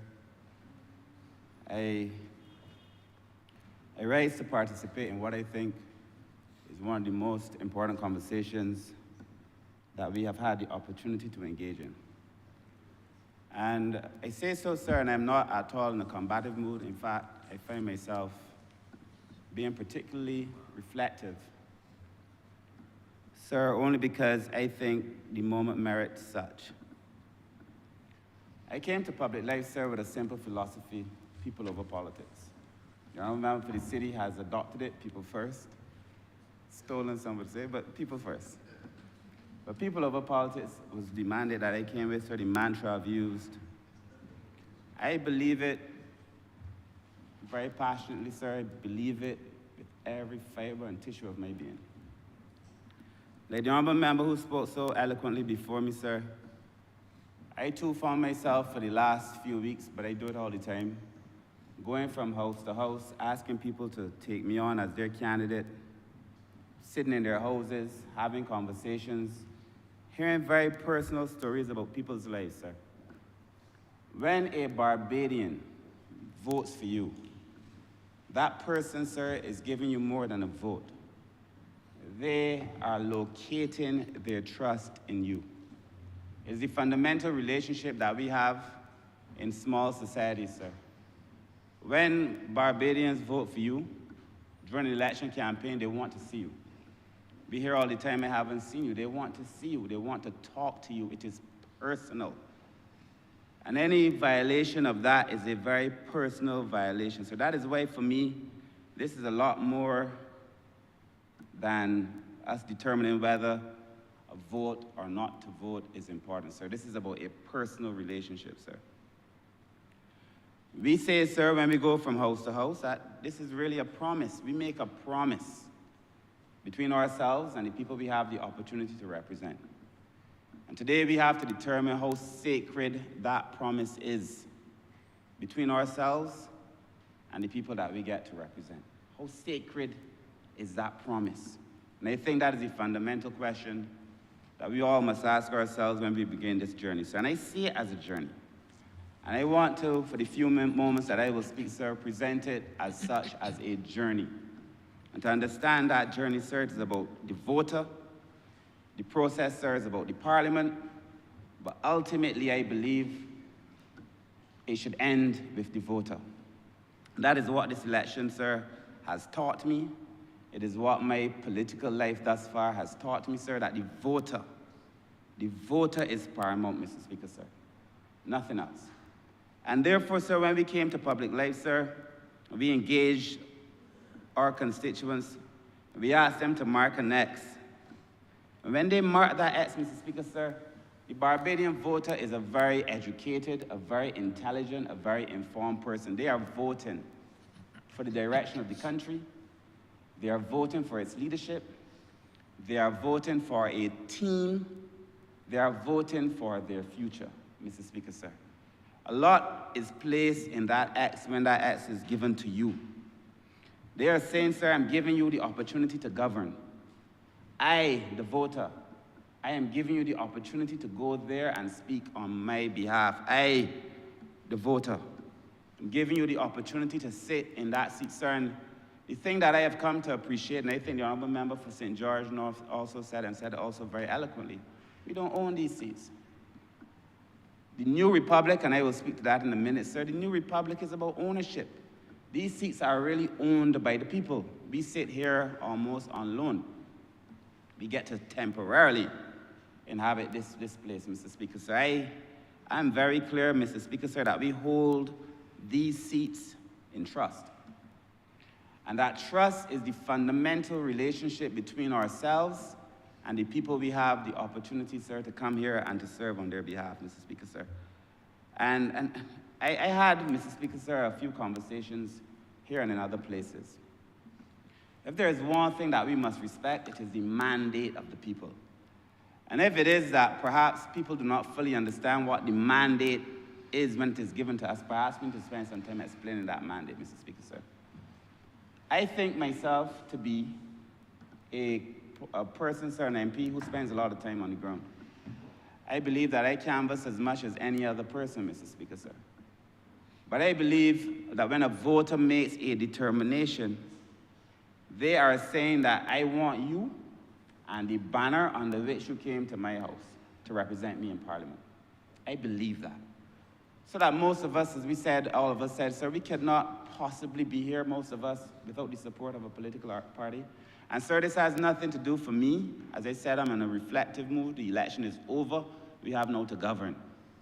This has nothing to do with the BLP or the DLP or any other political party. It is the fundamental trust that people give to you. When you go to them and you say, I am so-and-so from so-and-so place, and this is what I intend to do. When we wave our manifesto, when we shout, when we play our political songs, when we sing and we dance, we have to stand for something. It's either that, sir, or we are attempting to pull a major fraud on the people. And sir, Mr. Speaker, sir, I believe very strongly, sir, that on this journey, that banner matters. The banner that we come to Parliament and say, we are members of so-and-so political party, whatever the party is, it matters, sir. And on any political journey, you are going to have challenges. Life is not a straight road. And we know that from time to time, you're going to have humps along the road. You're going to face challenges along the road. So the question is, how do we deal with these humps? And how do we deal with these challenges, Mr. Speaker, sir? On this democratic journey, sir, as this bill articulates, the first is when a member decides to cross the floor. And something happens, perhaps in some cases, immediately after an election. Perhaps in other cases, it may happen a while after an election, but a member may determine that they want to change their political allegiance for whatever reason. But it is my view that when that political allegiance has changed, then the mandate has changed. The mandate given to you somehow, sir, has been affected. It must be. It is fundamental to the relationship. There is no way that your allegiance can change and you want to hold on to the mandate that you were given. That has to change fundamentally as well, Mr. Speaker, sir, and that the direction chosen by the voters is no longer the same direction that you were on. It is as clear in my mind as clear can be, sir. And if you want to do it, sir, as many men have done in this place, if you want to do it silently, sir, democracy, in my view, cannot change silently. You want to change it, go back to the people. Nobody has said that if you want to cross the floor, you can cross the floor. If you want to cross the floor, cross the floor. But go back to the people. If you determine you no longer want to be a member of a political party, that is fine. Go back to the people. And if the mandate changes, as is my view, as I just espoused, that the mandate has changed, then, sir, the people must be heard again. And so when it comes to the idea of crossing the floor, Mr. Speaker, sir, I believe very strongly that people should go back to the people. And I think the Honourable Member for St. George North also said it cannot be punishment. I do not see it as punishment. I see it, sir, as democratic renewal. This is fundamentally about strengthening our democracy, sir. No member should ever fear returning to the people that put them here, Mr. Speaker, sir. If you fear it, then it should say something to you about the way you have governed or the decision that you have just made, Mr. Speaker, sir. I understand that it might be inconvenient to have to go through an election, but that is democracy. We do it every 5 years, every 4 years. A democracy can sometimes be inconvenient. You know, Mr. Speaker, sir, one of the better conversations I had during the course of the election, permit me to say, I don't know if you would mind, David Commission. One night we had a conversation about the meaning of our new republic. What does the new republic hold for Barbados? And we had a very long and interesting conversation about the need for Barbadians to feel they own something. They own a piece of the rock, whether that is in housing. They own, sir, the monies that have been saved by this government, sir. That is why you find the Prime Minister is giving back, and the government is giving back to the people because they own it. It is their ownership. We cannot legitimately claim that the persons put us here really own these seats, Mr. Speaker, sir, and we are afraid to go back to them. And the new republic must say to the people, when people that we have put in high office have determined that they want to do something contrary to what it is that we've asked them to do, that they locate themselves on the ground, face a ballot, and face the people that put you here, Mr. Speaker, sir. I feel the same about the political parties. This might be a harder question for some. It may be perhaps, sir, a difficult moment for some, and I understand it. I understand why it would be difficult, sir, but this is the moment, and that is why we came to public life. We came to public life, Mr. Speaker, sir, to tackle the difficult issues. This is not even about this moment for me. And it's not whether somebody had already crossed previously or not. This is the right thing to do as part of our new republic, Mr. Speaker, sir, to make sure that people feel that they own Mr. Speaker, sir, in a real sense, the seats that we occupy, Mr. Speaker, sir. Political parties, let's not fool ourselves. Political parties are essential to our democracy. They have always been, Mr. Speaker, sir, and as long as we stay on this first past the post system, they will always be. And even if we go to any other system, they will always be, Mr. Speaker, sir. Political parties organize ideas. We spend time as a political group debating positions, planning a manifesto, doing our political strategy for the election, Mr. Speaker, sir. And then we put forward choices to the public. And the public make a choice, sir, on the team that they want to govern them, Mr. Speaker, sir. We present ourselves as part of a team. So when that relationship breaks down between the political party and the member of that political party, it is essential, sir, to understanding the relationship between the voter and the person that they put in place as a member of that political party, Mr. Speaker, sir. My view is that when that relationship has changed, this is my view, when a political party and a member no longer share the same fundamental principles, Mr. Speaker, sir, when that relationship has broken down, Mr. Speaker, sir, that person should go back to the people. This is not about party discipline. I've heard it said, sir, that this is about party discipline. It is not about party discipline. In my view, this is fundamentally about protecting our democracy. If you, your political party, and yourself are now so divorced that you can no longer be a member of that party has so distanced itself from you, you no longer represent the party, Mr. Speaker, sir. And the ideas that you came to office, go back to the people. You have a different view from your party. The party brought you here. Go back to the people, Mr. Speaker, sir. So whether you choose to walk away or whether the political party and you have now so divorced that your views no longer represent the views that brought you here, go back to the people, articulate your views before the country or before your constituency. And if your views, sir, are strong enough, or if you feel strong enough, or if your relationship is strong enough, sir, the principle in my mind is the same. Whether a member abandons the party, or whether the party abandons that member, the democratic principle is the same. Let the people determine, and let the people decide, Mr. Speaker, sir.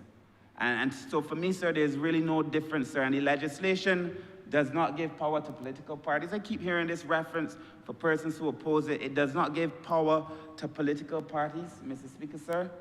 Expulsion does not remove a member from parliament. If your political party has said they no longer want you and they expel you, you're no longer automatically removed from the parliament, Mr. Speaker, sir. There's a whole set of things. You have, what, 14 days, you could discuss it, you could debate it, but at the end of the day, Mr. Speaker, sir, you can go back to the people.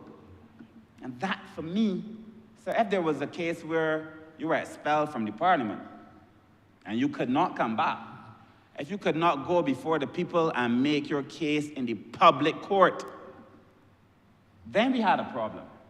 But if you have the opportunity, if you say to me that I no longer hold the views that I held when you and I had conversations, if you say to me that my views have now so changed, that the things that you supported as the public, that you felt in your core were significant enough for you to vote for me, my views have so changed that fundamentally the rupture in the mandate now has allowed us, sir, to be on different positions, my party and myself, then I want to come back, sir, and to have the people determine whether I should be here or not. So, Mr. Speaker, sir, the laws that we pass in this parliament are not for this time alone.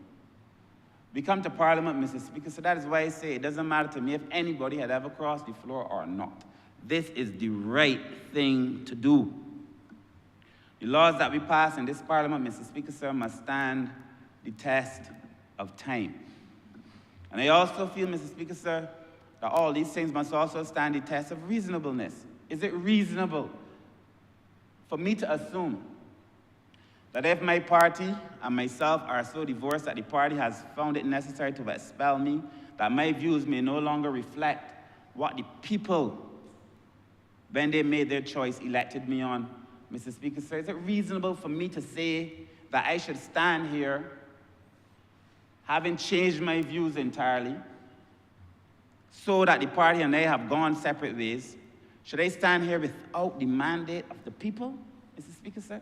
And any of us, Mr. Speaker, sir, who would wish to have it that way, we are violating the fundamental trust that I began by articulating. It is a trust. Barbadians vote for you, they trust you, they bring you into their house, they sit with you, they let you hold their children. Mr. Speaker, sir, they tell you things they don't tell their spouses. Mr. Speaker, sir,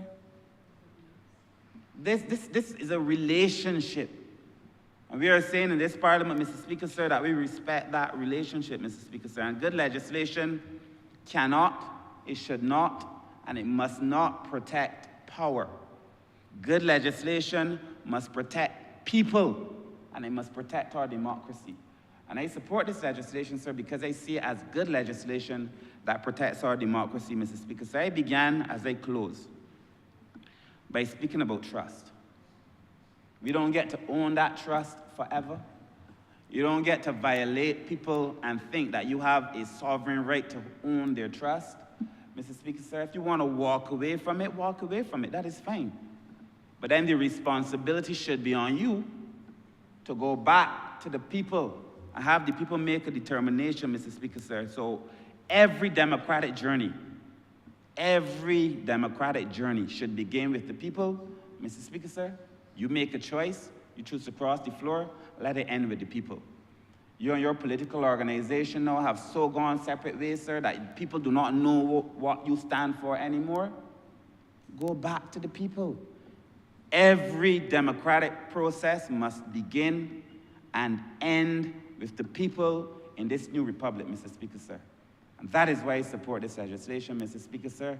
And I support it, Mr. Speaker, sir, because I know it will do well for the people in this country. And the Barbadians who are listening to the sound of my voice, I ask them to look at the bill, sir, to ask themselves, sir, if they do not think they should have a say in who sits in a particular space when that person has either changed their mind on that person for whatever reason, Mr. Speaker, sir. We are giving the power to the people. This is such a simple and, I won't want to say beautiful bill because the word the beautiful bill idea is a bad one. But this is such a beautiful piece of legislation, Mr. Speaker, sir, because it puts power back into the hands of the people. With those few words, Mr. Speaker, sir, I'm obliged.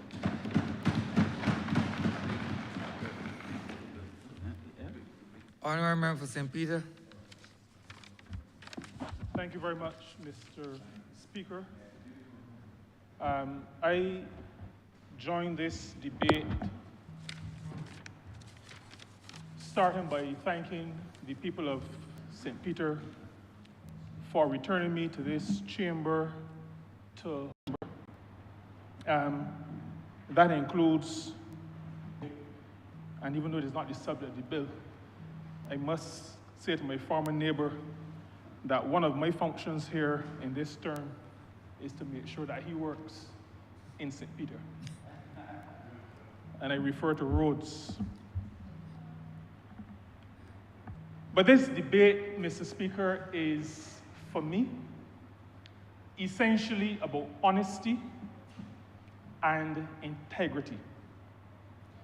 It is about honesty and integrity with respect to a process that my ancestors fought for, and in some cases, lost their lives for. In 1937, the largest number of those who give their lives, who I refer to number, came from St. Peter.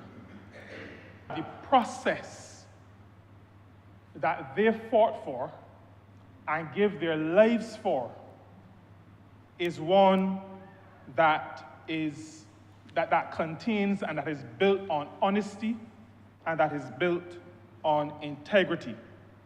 Now, the process that I refer to is the process of deciding who represents the people of this country in this honorable chamber.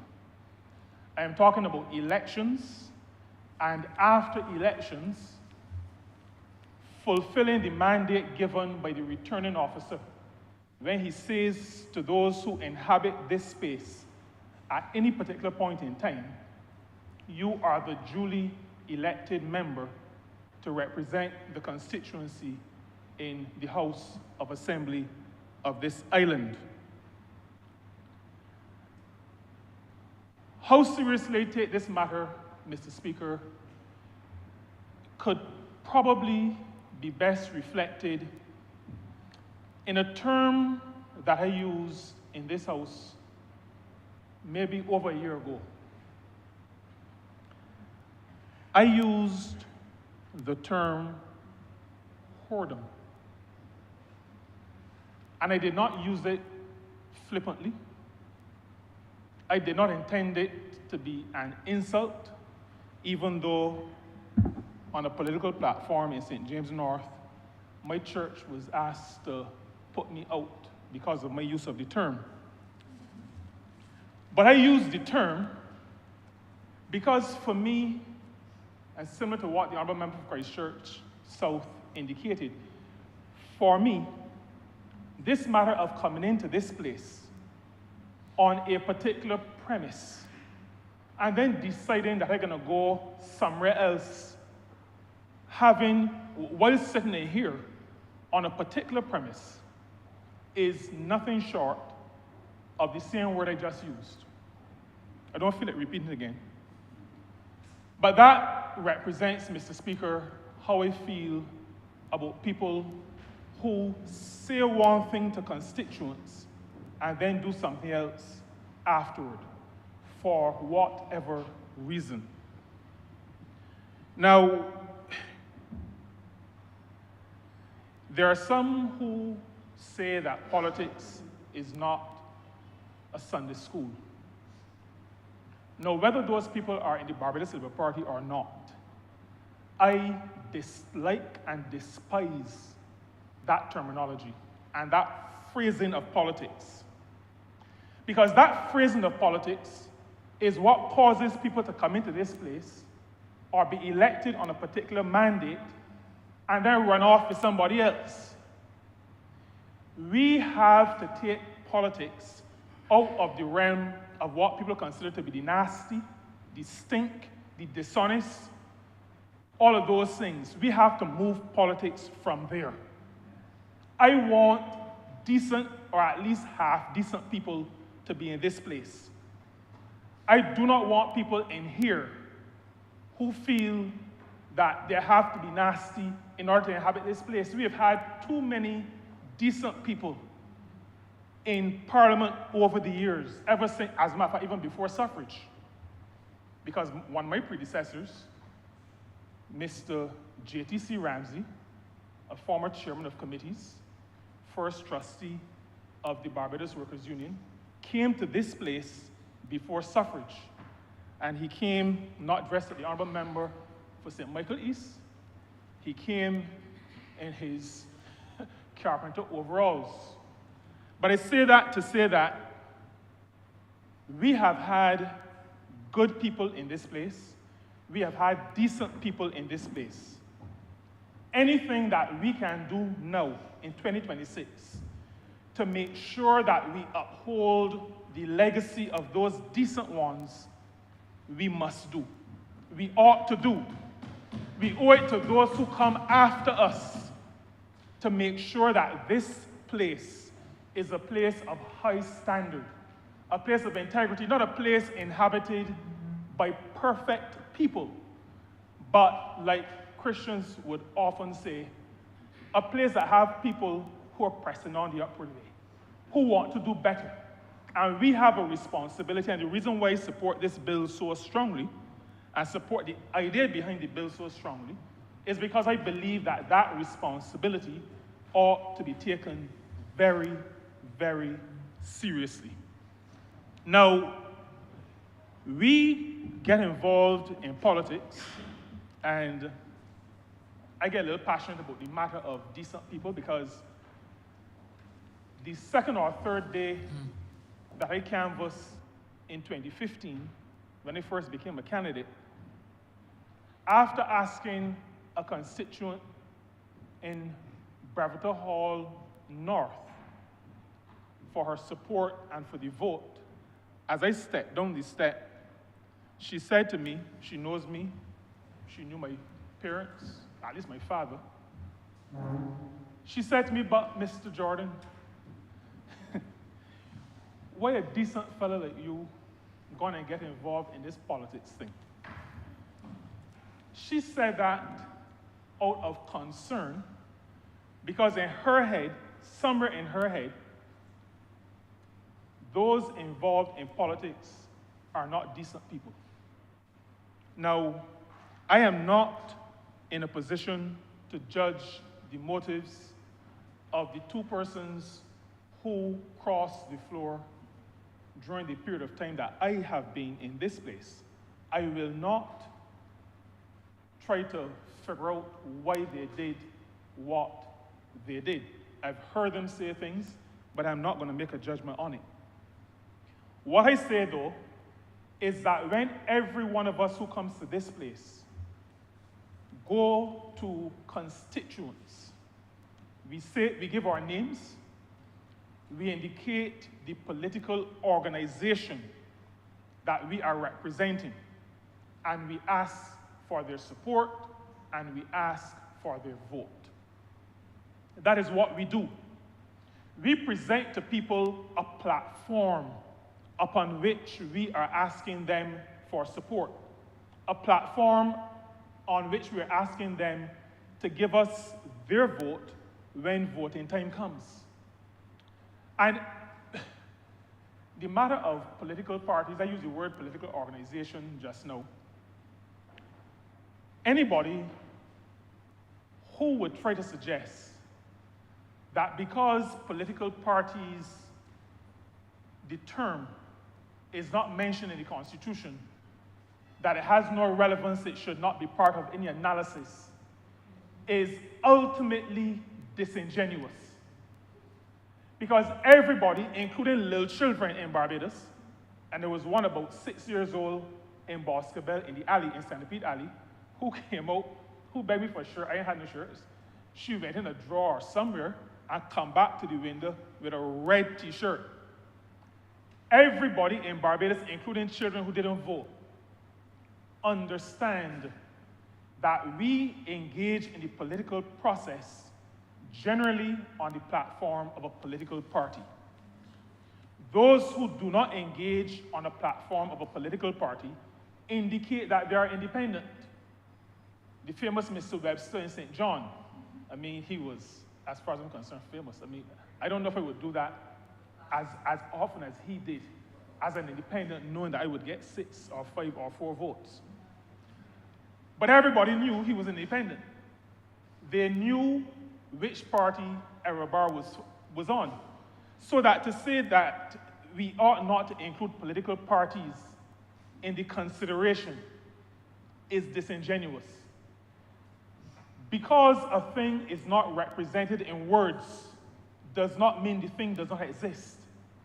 It does not. And if our deliberation as a country, particularly in the political process, is to mean anything to those who are outside of this place, then we're going to have to engage seriously, and we will have to engage in that debate honestly. We engage with constituents asking for support on the basis of our affiliation with a political party. Now, my colleagues have already spoken about the fact that we benefit from different kinds of paraphernalia, posters. The Honourable Member for Christchurch South spoke to the fact that one constituency sent her. That is because a political party becomes a family. And I recognize this, Mr. Speaker, in 1984. I was a little fellow, but I was always interested in politics. And after Mr. Arthur won the second by-election, my father allowed somebody to use the car to take my sister and I on the motorcade. And in that motorcade, Mr. Speaker, there were some rear enders, some fender benders, and I was amazed that everybody said, no problem, go along, go along. I realized then that political parties were real and that they represented important relationships for people who are members of the parties. In a political party, there is also the matter, as the Honourable Member for Christchurch West indicated, of the manifesto. Now, this is where I get also very serious. I joined the Barbados Labour Party because it indicated to the country that it considered its manifesto to be a commitment to the people. I've never considered joining the Democratic Labour Party because up until 2025, it never made that admission. It attempted to do it in 2026, speaking to the matter of covenant. But I will allow the preacher from Christchurch South to speak to the matter of covenant, because I don't think she used the word covenant lightly either, and I think it was used lightly. But when you go to a constituent and you offer yourself as the member of a political party, and then you sign up to what is included in the manifesto, you have said to your constituent or to your potential constituent, this is the framework within which I offer myself to you to be your representative and to, if I have the opportunity, to execute policy on your behalf and on behalf of the broader country. That is the framework within which you have offered yourself. There is a certain level of having given up some of your individuality. Any human being who runs for political office as the member of a political party has given up some of their individuality. They remain people. We all remain people. We all remain individuals. We continue to have freedom of thought and freedom to make decisions. Having committed to a party, is it having committed to a church? Is it having committed to a marriage? You have given up a certain level, a certain portion of your individuality. When you're married, you don't just wake up one morning and decide, I'm going to see and I'm telling nobody in the house. That's not how it works. But that's why it doesn't work. I remember you go up, then you can't come back. But you may not be able to come back. So you can go. So there's a certain amount of your individuality that you have given up. And anybody who makes a decision to join a political organization must recognize that. If we don't, it means there's a certain level of immaturity in the decision making or a lack of research about what joining a political organization is all about. So that, and the Prime Minister referred this morning, the Honourable Member for St. Michael Northeast referred this morning to my position as a Seventh-day Adventist. She knows, and I know, that if I felt forced to compromise my beliefs, then I'd be gone. Gone. Because I recognize that there is a responsibility to a party. And if there is a challenge, then the responsibility is on me to go, not to bend the party to suit me. I joined an organization. If I get to the point where I can't live with what is going on, then I have to go. It also happens, and I must say this, at the level of boards in churches. If you are the member, at least in some Adventist church, if you're a member of the church board, when the board makes a decision, so I'm talking about a religious institution, when the board makes a decision after discussing and taking a vote, every member of the board is bound by the decision. If you feel strongly about the decision, if it has gone against your principles, your responsibility is to resign your position. in the political arena, if there is a falling out of whatever type, and you believe that you no longer can live with the commitment you made to your constituents, because that is where the commitment has been made. You have made a commitment to your constituents. If you feel you no longer are able to honor your commitment based on the framework within which you offered yourself, then you must go back to them and say, I can no longer be the person I told you I was going to be. Because those people now have gone off in a different direction. And I need you to send me back on this new platform. And so, Mr. Speaker, the matter of decision-making by those of us who inhabit these hallowed spaces is one that we must take very, very seriously. Now, I spoke to what we say when we go to houses. I spoke to the manifesto. I also must speak to the fact that one of the areas in which we operate is the matter of the leadership of the political organization. My father told me many years ago, everybody has always been supporters of the Barbados Labour Party, but my father told me that in 1976, I was canvassing for Mr. Barrow.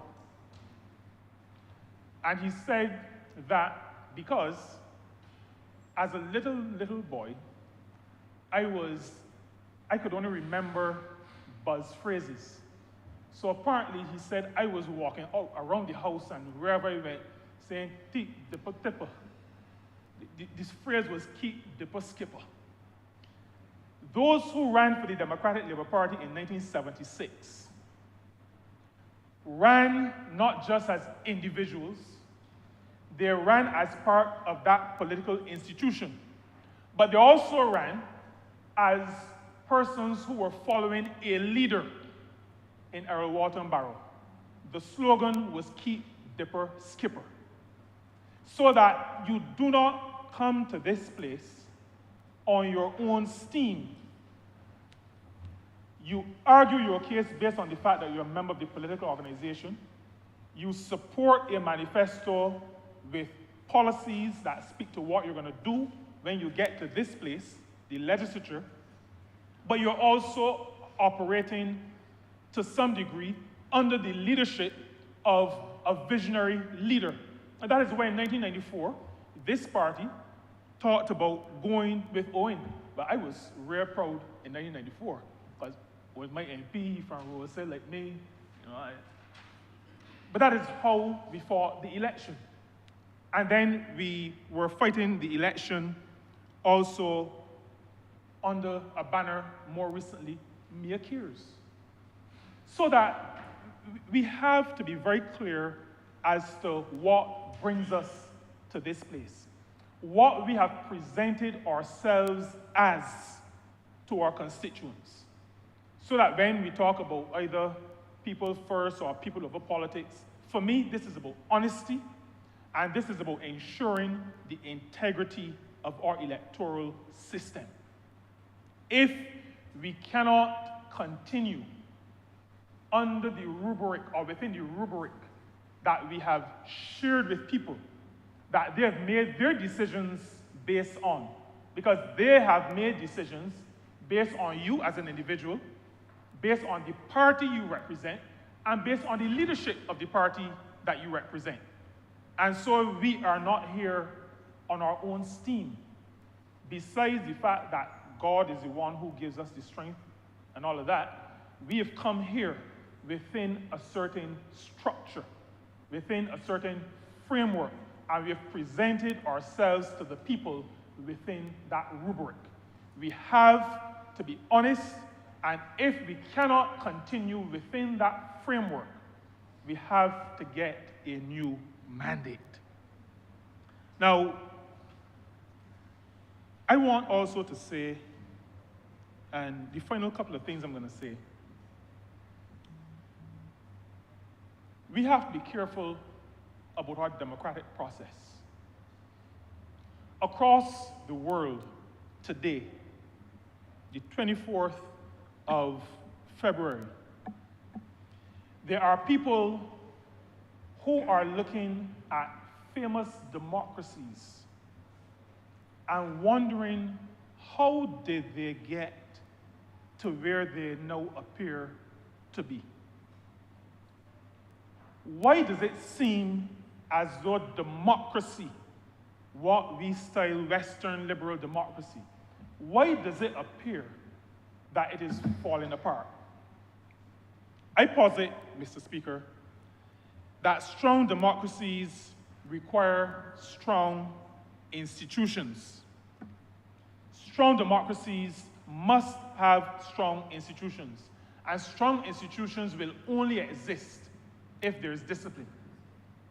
Indiscipline wrecks personal relationships. Indiscipline wrecks family relationships. Indiscipline wrecks work situations. Indiscipline wrecks religious institutions. Indiscipline wrecks political organizations.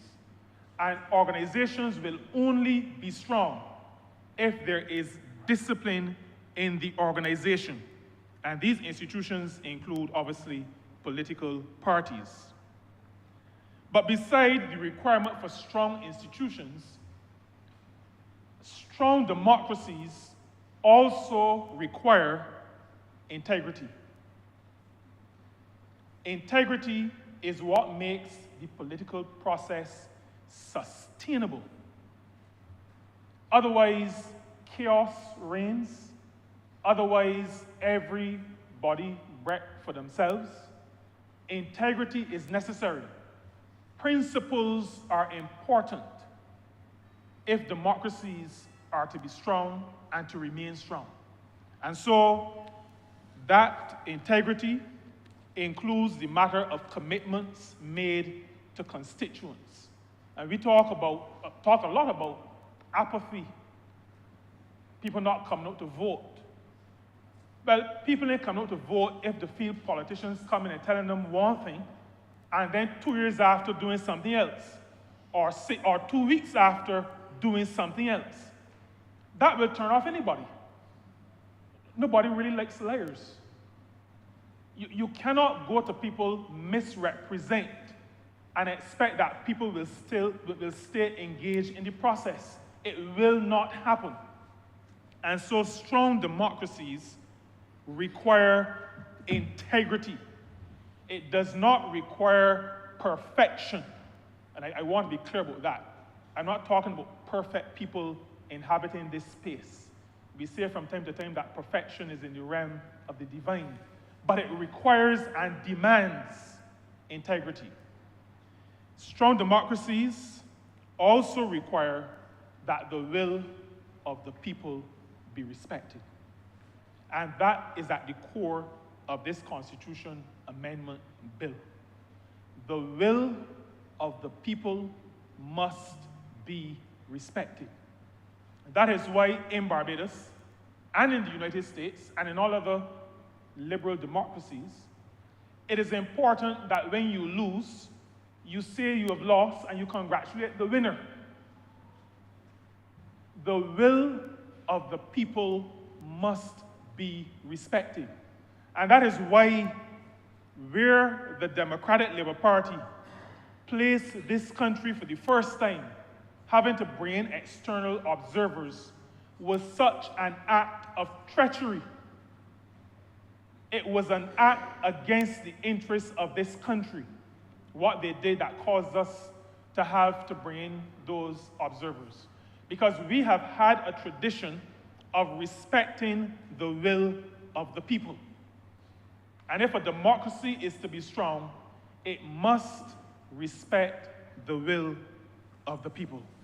When people support a candidate who has presented themselves in a certain way, when there is a change in economics, in accounting, in law, it will be referred to as a material change. When there is a material change, you have to go back to the people who sent you originally. that, as far as I'm concerned, Mr. Speaker, this is not really up for discussion. You know, I am contributing to, we call it a debate, but I don't really feel that this is a matter for a lot of discussion. This is about being honest and having a level of integrity. But I recognize that as a representative of the people, I have to speak to the issues that people may raise. And so I contribute in that regard.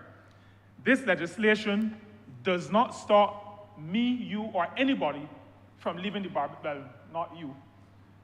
This legislation does not stop any of us from leaving the Barbados Labour Party. I can leave tomorrow if I wanted to. But I went to the people in St. Peter and told them, I am Colin Jordan, the candidate for the Barbados Labour Party. If I leave, I have to go back and tell them, well, I'm very sorry, I'm not independent, but I want you to support me because I was a good fella. That is required. You can't just walk away just so. That destroys democratic processes.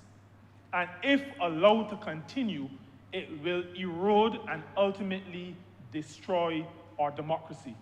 Mr. Speaker, because I love our democratic tradition, because I love what we have managed so far to create in this country, because I believe that democracy must have integrity, commitment to people, reflect the will of the people.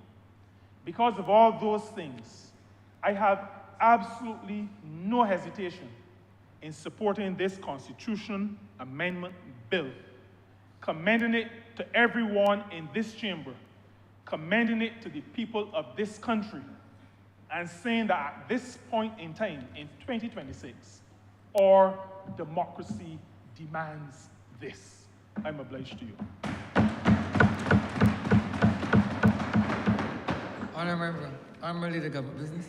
Thank you, Mr. Speaker. I want to start, first of all, by congratulating both of the honourable members that have made their debut appearance in this honourable place, both the member for St. Thomas and also my parliamentary representative, a member of Christchurch South. I also want to congratulate also all other honourable members who are here for the first time joining us and who have been able to convince an electorate that they are deserving of being able to represent the people of their respective constituencies. And Mr. Speaker, I've already thanked you and congratulated you for being returned as the now elected speaker from this place as well. As I listened throughout the course of today's session on this very important constitutional amendment, I could not help but remark to myself that perhaps this bill has given conscience to several of our members in this place.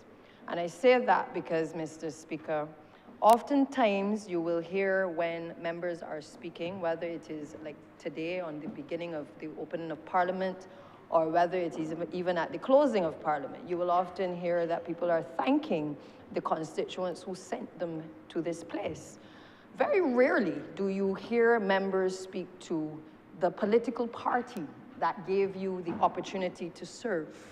And today we've heard a bit of that, perhaps because of the nature of this particular constitutional amendment, where conscience has dictated that members recall the fact that the opportunity given to be in this place has not only come as a result of the voters of this country and certainly in their respective constituencies, but it has also come as a result of opportunities being granted to them by a political party. And I say that, sir, because when I started my political career, while I've spoken as a youngster on political platforms and perhaps always had an interest in politics, the reality is that the former leader of this party gave me the opportunity first to be in the Senate as one of two opposition members. And then from there, I had the opportunity to face the polls and become an elected MP. I also had, while I was a senator, the opportunity to serve on 3 statutory boards, gaining an understanding of politics and government, and to be able to understand service to people now from a completely different perspective. And I start there, Mr. Speaker, because what we are doing today, I believe, not only speaks to trying to ensure that this particular amendment to the Constitution recognizes the voter and the importance of the voter, but I believe it also signals as well a better understanding of the role that political parties play in us as members of parliament being in this place and being able to serve our country as well. In other jurisdictions, we have had a situation where, as we heard when the Honourable Prime Minister was introducing this bill, that others have gone further. Now, I recall that as leader of opposition business, and now as leader of government business for the last, I believe, 7 years, that there have been occasions where we have seen members not necessarily toe the line. And in other jurisdictions, when you don't toe the line, when you don't necessarily agree with the particular policy, the particular legislation, the leader of government business or through the political leader will usually enforce what is known as the whip to be able to get persons to toe the line. And we have found in this place, both from my experience as being leader of opposition business as well as being leader of government business, that throughout the years, while there has been a towing of the line on some occasions, we have also seen another development where people have actually been able to speak their mind freely, going against the government's policy, going against the cabinet ministers who will get up and certainly support various pieces of legislation. And we have not seen people thrown out of this place because their views were contrary to what was being articulated by the person who was introducing the bill or other cabinet ministers. In fact, our backbench has had free rein to be able to say what they like and how they like over the course of both administrations, Mr. Speaker. And that has lent itself, especially when you have a 30 love on 2 occasions, now 3 occasions, it has lent itself sometimes to, you know, a little stern eye and a little cut eye from time to time by ministers because sometimes you're feeling a little fire from your colleagues. But the truth of the matter is that certainly within the party that I am a part of, it has also given us a certain level of freedom of speech to be able to articulate how you feel on certain issues. Some people might go into their feelings because people take a turn in them inside of this place. But for the most part, many of us get on with what we have to do. We appreciate that the people who sent individuals here, that they have a responsibility to advocate and to represent, because that is what the people sent you here to do. But we as a political party, and certainly as a government, has never victimized anybody because they shared a different view than what was the policy that was being articulated by the government, and certainly by this particular government of the day.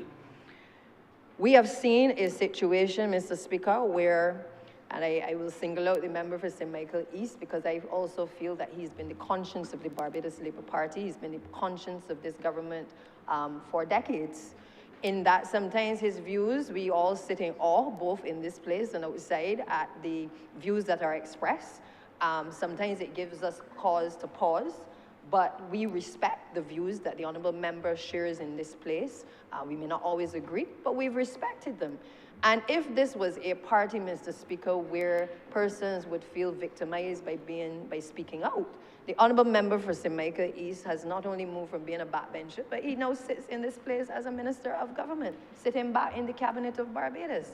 I believe that that speaks to the fact that this particular amendment to the Constitution, Mr. Speaker, first and foremost, is not intended to deal with those situations where people speak in this place about conscience. It is not intended to address the issues where there is dissent on the floor and people are upset about a certain direction that the government may be going in. It is not intended to censor the backbench. It is not intended to censor ministers. Indeed, we have had ministers indicate, certainly in this place, that their principles didn't align at the time with whether it was the party, the policies of the government, and they too have had the benefit of being able to resign because their principles didn't align. And we have allowed those individuals to come back and serve in this place. Not in any way did we try to put them in a position where they did not feel accepted back, because this party has always believed that people have the opportunity to have free speech. they have the opportunity to be able to say how they feel about a particular issue. And if they feel strongly about something, they are also free to resign, take a little time, and then whenever that time is right, to be recalled upon to be able to continue to serve. That is the government of which I am a part of, Mr. Speaker. It is part of a government that I'm proud to be a part of. So when people, I hear the criticisms about this particular piece of legislation as if it is intended to censor people, and I want to put on the table that in the time that I have certainly been in this place, the type of leadership that the Honourable Member for St. Michael Northeast has brought to this particular place has allowed us to have that freedom of speech in here and certainly in the Cabinet of Barbados. It is not to say, Mr. Speaker, that we always agree, because we don't. And you are a member of the parliamentary group, Mr. Speaker, and you are fully aware that there have been times when voices are raised and positions differ from time to time. But when it comes to doing right by the people of this country, that is the one thing that continues to bind us and continues to allow us to make sure that we utilize the skill sets of the people around us. I am on record, Mr. Speaker, as always taking a position that we will not always find the talents in one particular political party, but that we have to be open-minded enough to know that we have to sometimes pull on resources across the political divide sometimes. We also have to be able to pull on regional expertise, and we have to pull on international expertise as well. So today's amendment basically speaks to ensuring that what we have seen over the course of certainly the last 7 years of us being here, where we would have, as a political party, I would have to say we brought bread together with one member of parliament who one day was signing off in the manifesto that he was supportive of the policies of the Barbados Labour Party.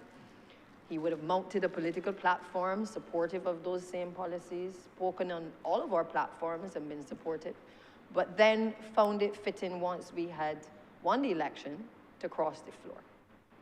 It therefore meant, as the Honourable Member for Christchurch South spoke to earlier, that there is a lack of confidence by the electorate, yes, but there also is a lack of confidence that is also impacted in the political party as well, when we see these types of acts taking place. It didn't just happen once, Mr. Speaker, and we couldn't take any action at the time because we did not have any constitutional amendment. The electorate obviously dealt with that particular member in due course. But the reality is that on a second occasion, of which I will speak also from an intimate standpoint, because I happen to be a constituent in the parish of, and the constituency of Christchurch South. And I was one of the persons who, in the previous election, would have voted for the Honourable Member for Christchurch South, the previous member, who then became the leader of the opposition, who crossed the floor in the dead of the night and became the leader of the opposition. And I, too, quite apart from being a colleague at the time, felt a level of disappointment from the party's perspective, but I also felt a certain betrayal as a constituent, because I recall on the last election when the Honourable Member would have run, leaving my constituency on election day and tearing up the road to try to get to the polling station in Dover to be able to vote for him with 5 minutes to go, because I understood that it was my right to vote. It was also my right to make sure that my colleague was also placed in a position where he could form part of the then Barbados Labour Party team. Mr. Speaker, the rest is history. The Honourable Member crossed the floor, did not indicate to any of us his intentions. I believe perhaps the writing was on the wall and perhaps we chose not to see it, because as leader of government business, I have made it very clear that when there's certain behaviors that you have to watch for in a parliamentary group, the Honourable Member had 2 cell phones, of which I only had 1 number. The Honourable Member at the time for Christchurch South also did not participate in the majority of our parliamentary group meetings, and therefore did not participate in anything perhaps except the Thorn Commission. And therefore, I believe while that writing was on the wall, again, despite the behaviors, as a political party, we neither sought to expel, we neither sought to discipline, we neither sought to go public, but we continue to make sure that the government of the day, for which we had all fought to become a part of, that we continue to look out for the people of Christchurch South. We made sure that we had a caretaker in place to be able to replace him and to ensure that we were going to continue, even in spite of his position, that we were going to continue to look after the people of Christchurch South until whenever the Honourable Prime Minister made the decision to be able to call an election. And I believe that the people of Christchurch South, including myself, made it clear by our votes in the last election, the fact that we would not be taken for granted by an honourable member who decided that he could ride on the backs of a political party, could ride on the backs of his colleagues in certainly the Christchurch constituencies and the wider Barbados Labour Party constituencies and the supporters, come to public office and then determine that he could then depart the party and cross the floor. Now, whether that was on principle, I cannot say, Mr. Speaker, because at the time, as I said, he didn't participate in anything to say that there was a differing view, that you could say, well, he does not stand on all fours with us, and therefore there was a sentiment expressed that he would perhaps cross the floor at some point in time. We were all taken by surprise, as was the electorate, as to the decision taken by that particular honourable member. So I want to set the record straight that this administration has had 2 instances of crossing the floor. 2 instances since 2018 that we have witnessed colleagues determine that because their principles did not align, or because they felt that there was more money by going on the other side to be leader of the opposition, or because their eyes were on a particular pension, that they would determine that they could entrench in themselves in the bosom of another political party to be able to draw on a subvention, to be able to make sure that they were secure. Not necessarily because the people who sent them there were telling them that they ought to leave the political party that had basically assisted them to get to hold their seat in office. It wasn't because of that, because that was never made clear. And what perhaps burnt us the most was the fact that the honourable member, former member for Christchurch South, didn't even have the common courtesy and decency to be able to go back to the electorate, or even to his branch, to indicate to the people who would have come together and supported him, or even to the NEC, the National Executive Council of the Barbados Labour Party, or even to the Honourable Prime Minister, or even to his colleagues, of his intention to leave the Barbados Labour Party, to cross the floor, to go on the other side. Now, I am sure the jury is out as to whether he enhanced the debate in this place. I will not comment on that. But I believe that what perhaps was the nail in the coffin was that after crossing the floor, the honourable member then made it clear that he was now going to run in the constituency of St. John. And all of a sudden, he not only entrenched himself in the bosom again of the Democratic Labour Party, but he clothed himself in the philosophy of the late Errol Walton Barrow, and also became the greatest advocate for the policies of the Democratic Labour Party administration.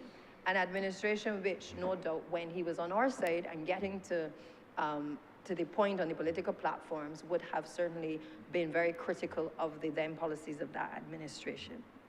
And that is why I say that this debate today is not about who we like and who we don't like, and that because somebody may have a contrary view that they're not able to express those views, because I've made it clear that this Barbados Labour Party, this particular government, continues and has continued to make sure that people can speak their mind, that we don't run a political party where everybody will always agree to whatever it is that we put on the table. But we equally run a political party where we recognize that the things that we have long held dear to, in 2026, we can no longer hold on to and believe that we do not have to enshrine things, that we need to make sure that our standing orders in this place are clear in terms of how Parliament is supposed to function, because we have seen that where you do not have order, there is likely to be disorder. We see it on the blocks, we see it on the streets, we see it in the homes. If you do not have order, you're going to have disorder. We see it in Parliament, Mr. Speaker, when you try to keep the peace. If you don't keep order, members in this place will get unruly and there will be disorder. Previously. But we have taken a position with a third victory given to us by the people of this country, that it cannot be business as usual.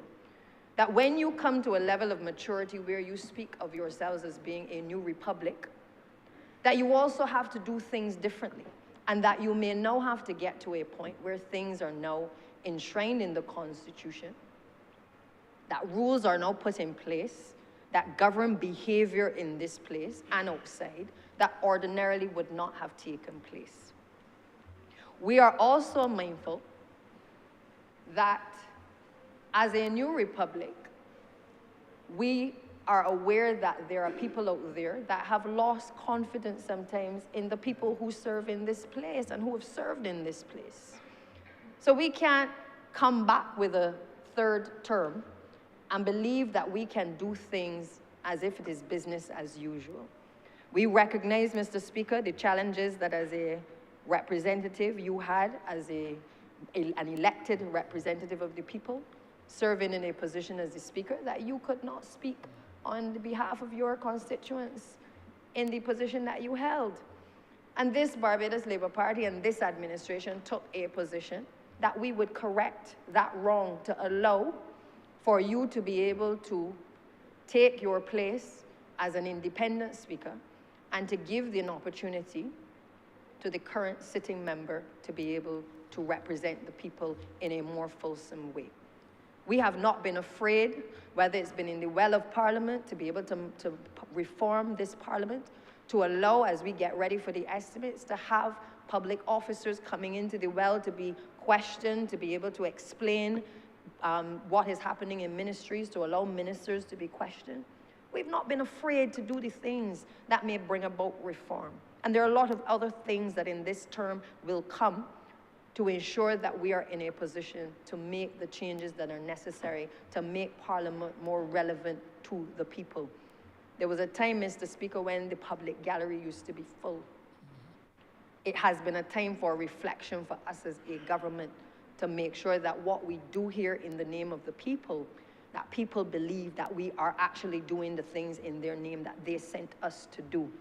And therefore, why this particular amendment is so important is because while others will speak about how much money a political party has spent on you to get you here, the reality is that the people that sent you here must no longer be disappointed, because having entrusted you with the confidence to be able to represent them on a political party banner, not in your own right, but on a political party banner, that they must not be disadvantaged because you decide that having gotten here, you ain't got a ministry, you ain't got a pick, and therefore you ain't got a hearing, so therefore you feel that you can just cross the floor and go to the other side and then attack the then government of the day.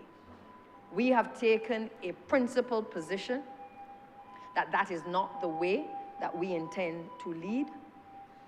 That is not the way that we have envisioned a new republic, and it is not the way that we believe that the people of this country want us certainly to be behaving. And therefore, the amendments that have been made allow for persons who determine that they wish to cross the floor having been an elected member, not somebody who crosses over from one political party to the next, but who is an elected member, to ensure that through their leader of government business in this place, that the Speaker of this House is alerted to the fact of their intention, or that they have crossed the floor, and therefore a process then takes place to be able to deal with that particular individual. To the best of my mind, Mr. Speaker, we have not gone far enough, and perhaps in another decade, we may have a different view.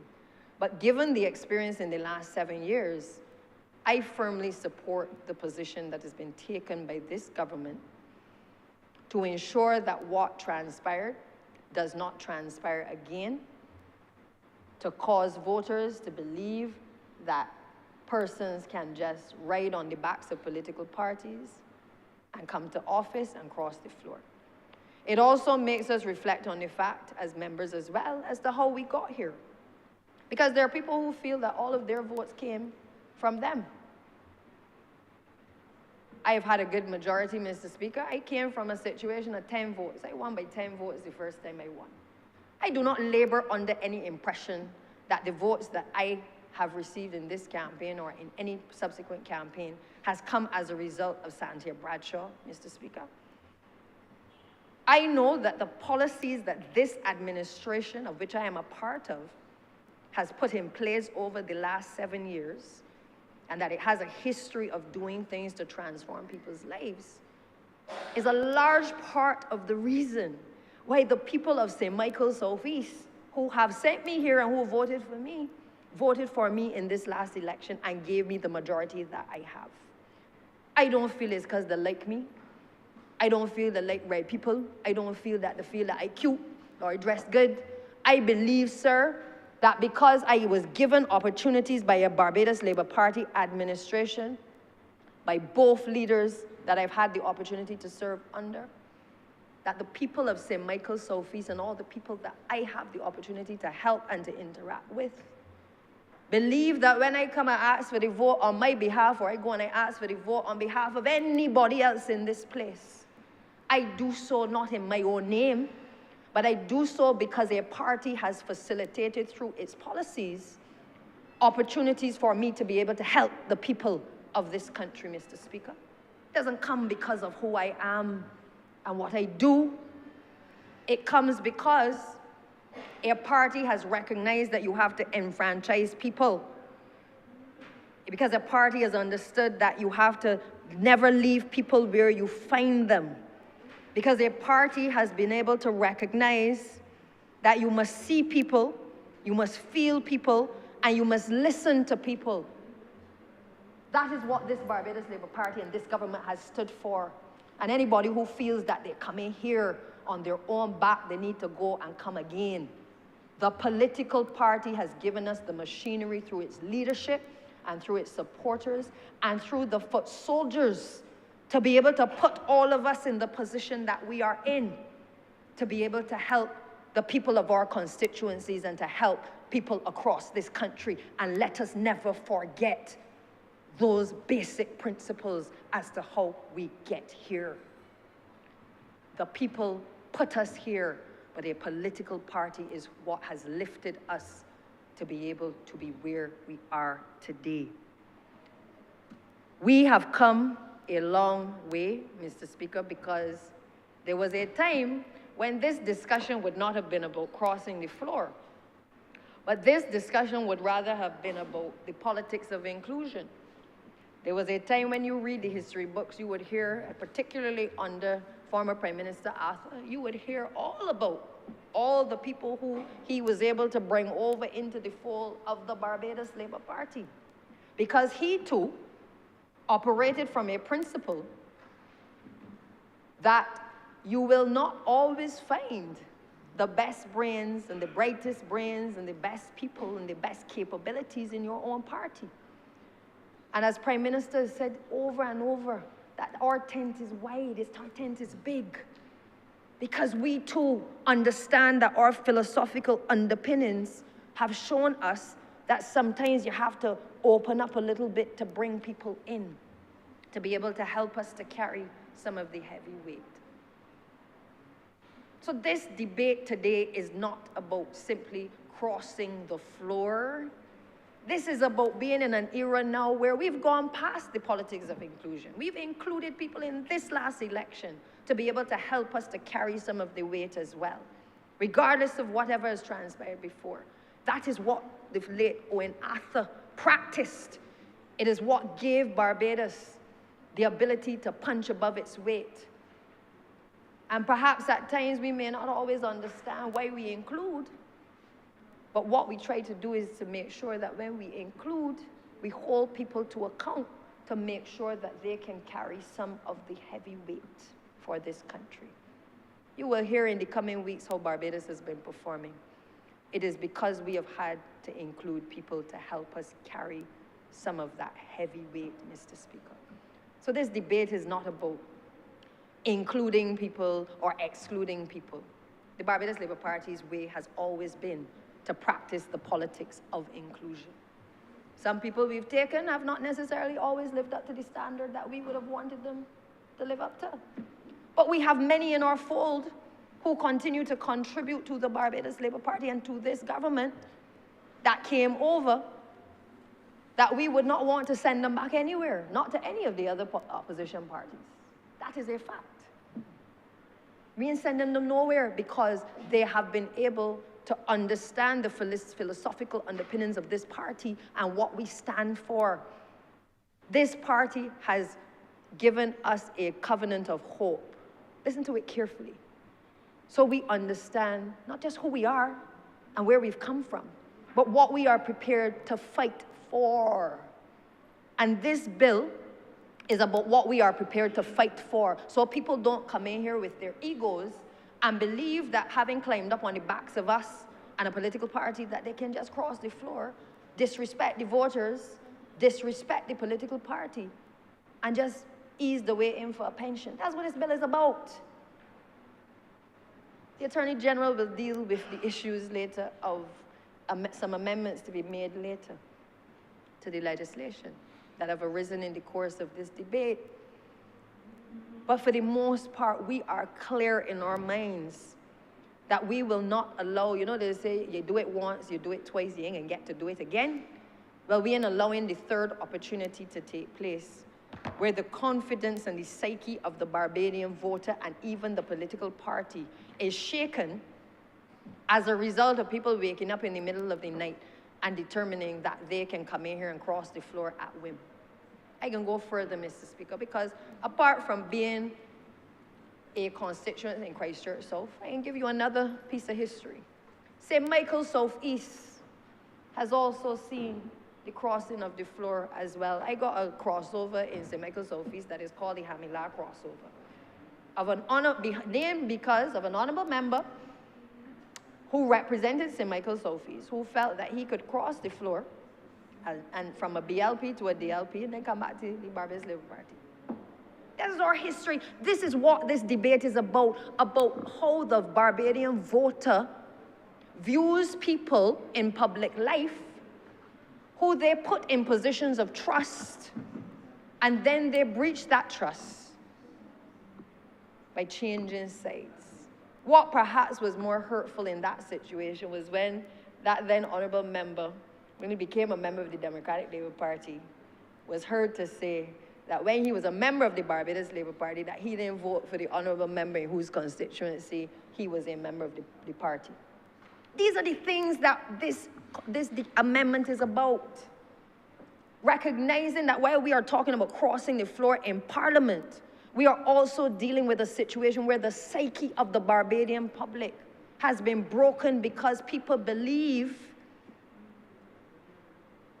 that being a part of something is more about them than it is about the people who sent them there or about the party that is invested in them, Mr. Speaker. That is why we are here today. And there are some who feel, well, you know, it depends on who the leader of the party will be and what their views may be that may lead to your expulsion. Well, as long as I have been a part of the Barbados Labour Party, let me talk about this expulsion thing. I have seen due process followed in relation to any concerns raised. We have had one expulsion in the Barbados Labour Party. One in the history of our political party. One expulsion. I was a young MP in this place, and I can say without fear of contradiction that both the General Secretary and the then political leader of the Barbados Labour Party did everything in their power to resolve matters with that particular member of the then Barbados Labour Party to no avail. Expulsion in a political party with a history as rich as the Barbados Labour Party is not something that is taken for granted. We have more lawyers in our bosom than any other political party, and they know about due process. They know about the administration of justice. You heard the Honourable Member for St. Thomas earlier speak about it. We understand procedure. We understand how to follow procedure to make sure that people have a fair hearing, that people have an opportunity to be heard, that there are no breaches of natural justice in the process of our making a decision in relation to something as serious as expulsion, Mr. Speaker. And despite members speaking out against the political party since that incident, you ain't had nobody else expelled. Even members who are speaking here against the party and against the policies, nobody can get expelled. Nothing has come before the National Executive Council to silence anybody. It has never happened. And it is not to say that we plan for today, but we don't look at what's going to happen down the road. But that is why, even as we discuss the issue of this particular bill, I shared with members at our parliamentary group the history of the Barbados Labour Party, because you must not take for granted that you came in at the back end and you don't understand how you got here. That is not the way of a Barbados Labour Party administration. It is not the way of an administration led by the Honourable Member for St. Michael Northeast. It's never happened. I recall the late Owen Arthur, former Prime Minister and leader of the Barbados Labour Party, making allegations that when he disassociated himself from the Barbados Labour Party, that he believed that there had been some motion being put to expel him. The General Secretary of the party came out then and indicated no such thing had happened. Because regardless of his comments about the Barbados Labour Party losing its soul, the one thing that we were all sure-footed on was that we could tolerate the dissent, we could tolerate the criticism. We would never disrespect the legacy of somebody who gave us so much honor in their leadership while they were the leader of the Barbados Labour Party. Expel former Prime Minister Arthur? You might not agree with everything he said, but if it didn't happen for a Prime Minister who served this Barbados Labour Party and who served the country with distinction and the region with distinction, why would it happen to anybody else who now come to the Barbados Labour Party, whose contribution may pale in comparison to what footprint he gave to a Barbados Labour Party? Well, I tell you, it can't happen under my watch. I will not sit in a Barbados Labour Party where people are expelled at will. Due process must take place, and this legislation ensures that that due process is followed. Because the information has to come from the person who is leading the party in terms of the business in this place. But you know, as I told the Honourable Attorney General, the funny thing about it is you don't even have to wait on that, because in today's society, as we have seen at George Street, from the time a meeting is held, the first thing you will see is something appearing in terms of correspondence on the internet. You don't even have to wait for the information to come that somebody has been expelled. You don't even have to wait for the meeting to be concluded, because that is the nature of the society that we now live in. So while that leader of opposition business or government business under this legislation will have the ability to come in here and say that the person has crossed the floor, I guarantee you, Mr. Speaker, that before the ink dries, before the people able to pack up the chairs, that we will know who has crossed the floor in any political party, government or otherwise. We will know, because that is the nature of the society we now live in. Even when people want to, before they even move, you get information. I don't know if it's the mosquitoes, the flies on the wall, or the body language, but you hear it. You hear it in the corridors, sir. Let us get real. This is not about the politician. This is about restoring the confidence of our voters who have lost confidence in many ways because they have seen this shifting and this sliding. And perhaps the worst crime is the people who get here on the party ticket and then determine that they're going to cross the floor. There are some who will feel that the ones who came across from the Democratic Labour Party, that is their intention. But this legislation protects that by talking it straight.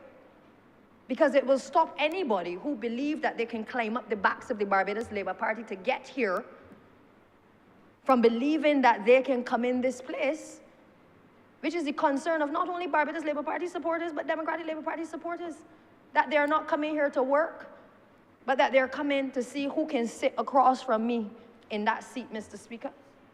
But this legislation puts an end to that, and even on the Barbados Labour Party side who got plans for doing other ways than coming here to do the people's business, we are sending a message to you as well of our intolerance of that behavior and the disrespect of Parliament, of the political parties, and the disrespect for the people of this country. So, Mr. Speaker, I think it is clear from all that I've said that I fully support this legislation. It is fitting that this is one of the first orders of business in this place. But as we get ready for estimates, I assure you that many of the pieces of legislation to vest properties in persons who are in the housing estates and to address the issue of expungement of convictions and to deal with all of the issues that have been affecting ordinary Barbadians, that we also have those high priority on the agenda. And in addition to that, we also, as the Prime Minister said this morning, the intention is to make sure that the Constitutional Review Commission is able to address the issues that are necessary, as well as parliamentary reform being able to take place. What I think, as I close, is particularly interesting as well, that I feel that the amendments in this particular bill speak for the first time to leader of government business or opposition business, leader of the political party in the House. And if you check the standing orders of this place, while political parties have appointed persons to serve in the position of leader of government business, it is neither entrenched in the Constitution, nor is it entrenched within the standing orders that that position can be found anywhere. So as I said earlier, when I was in the opposition, I served as opposition leader of government business. I am here in this place now as a member of the government. I serve as leader of government business. But if you pick up the standing orders of this place, Mr. Speaker, while I conduct my business, make sure that members are aware of what they have to do. There is nothing to be found in here specifically. And one of the things that we have said in this term that we will do is that our Standing Orders Committee will again look at modernizing our Parliament to recognize not only positions, but recognize the standards that must govern this place, the things that we have taken for granted. So this bill is not to be treated in isolation, but rather it is a part and parcel of a slew of reforms that we believe must now come to this place to be able to modernize and to transform the Parliament as we know it as well, and to bring back the integrity to those who choose to serve in public life. So I look forward, Mr. Speaker, to the amendments to the standing orders. I look forward to the parliamentary reform that is to come, because for too long, we talk the talk. We know what the customs and practices are, but what we fail to do often is to entrench it, where any person can pick up the documents and see why we got here and what the rules of this place are. As I stood by the renaming yesterday at the Sir Richard Cheltenham roundabout, and I did so with my father, who is a former parliamentarian, one of two that perhaps are as active as they are, it reminded me, Mr. Speaker, of why I have come to public life. I want to end as I began, because they always speak of service to people, and to giving back to communities, giving back to Barbados. That is why, certainly, Mr. Speaker, I have come to public life. But I will not be a part of a government that does not recognize the contribution that the political party has made, and the party has made to us being in the positions that we are in. And I believe that what we must do is not only document in our standing orders the rules relating to the House, but to make sure that we tap into the brains of the people who served before so that history is not lost. Because those who come today must be aware of the backs upon whom we have climbed up to be able to get here, and that history is not distorted for the convenience of a few. Because sometimes principles only mean something when it is convenient for people to stand by them, Mr. Speaker. And with those few words, Mr. Speaker, I'm obliged.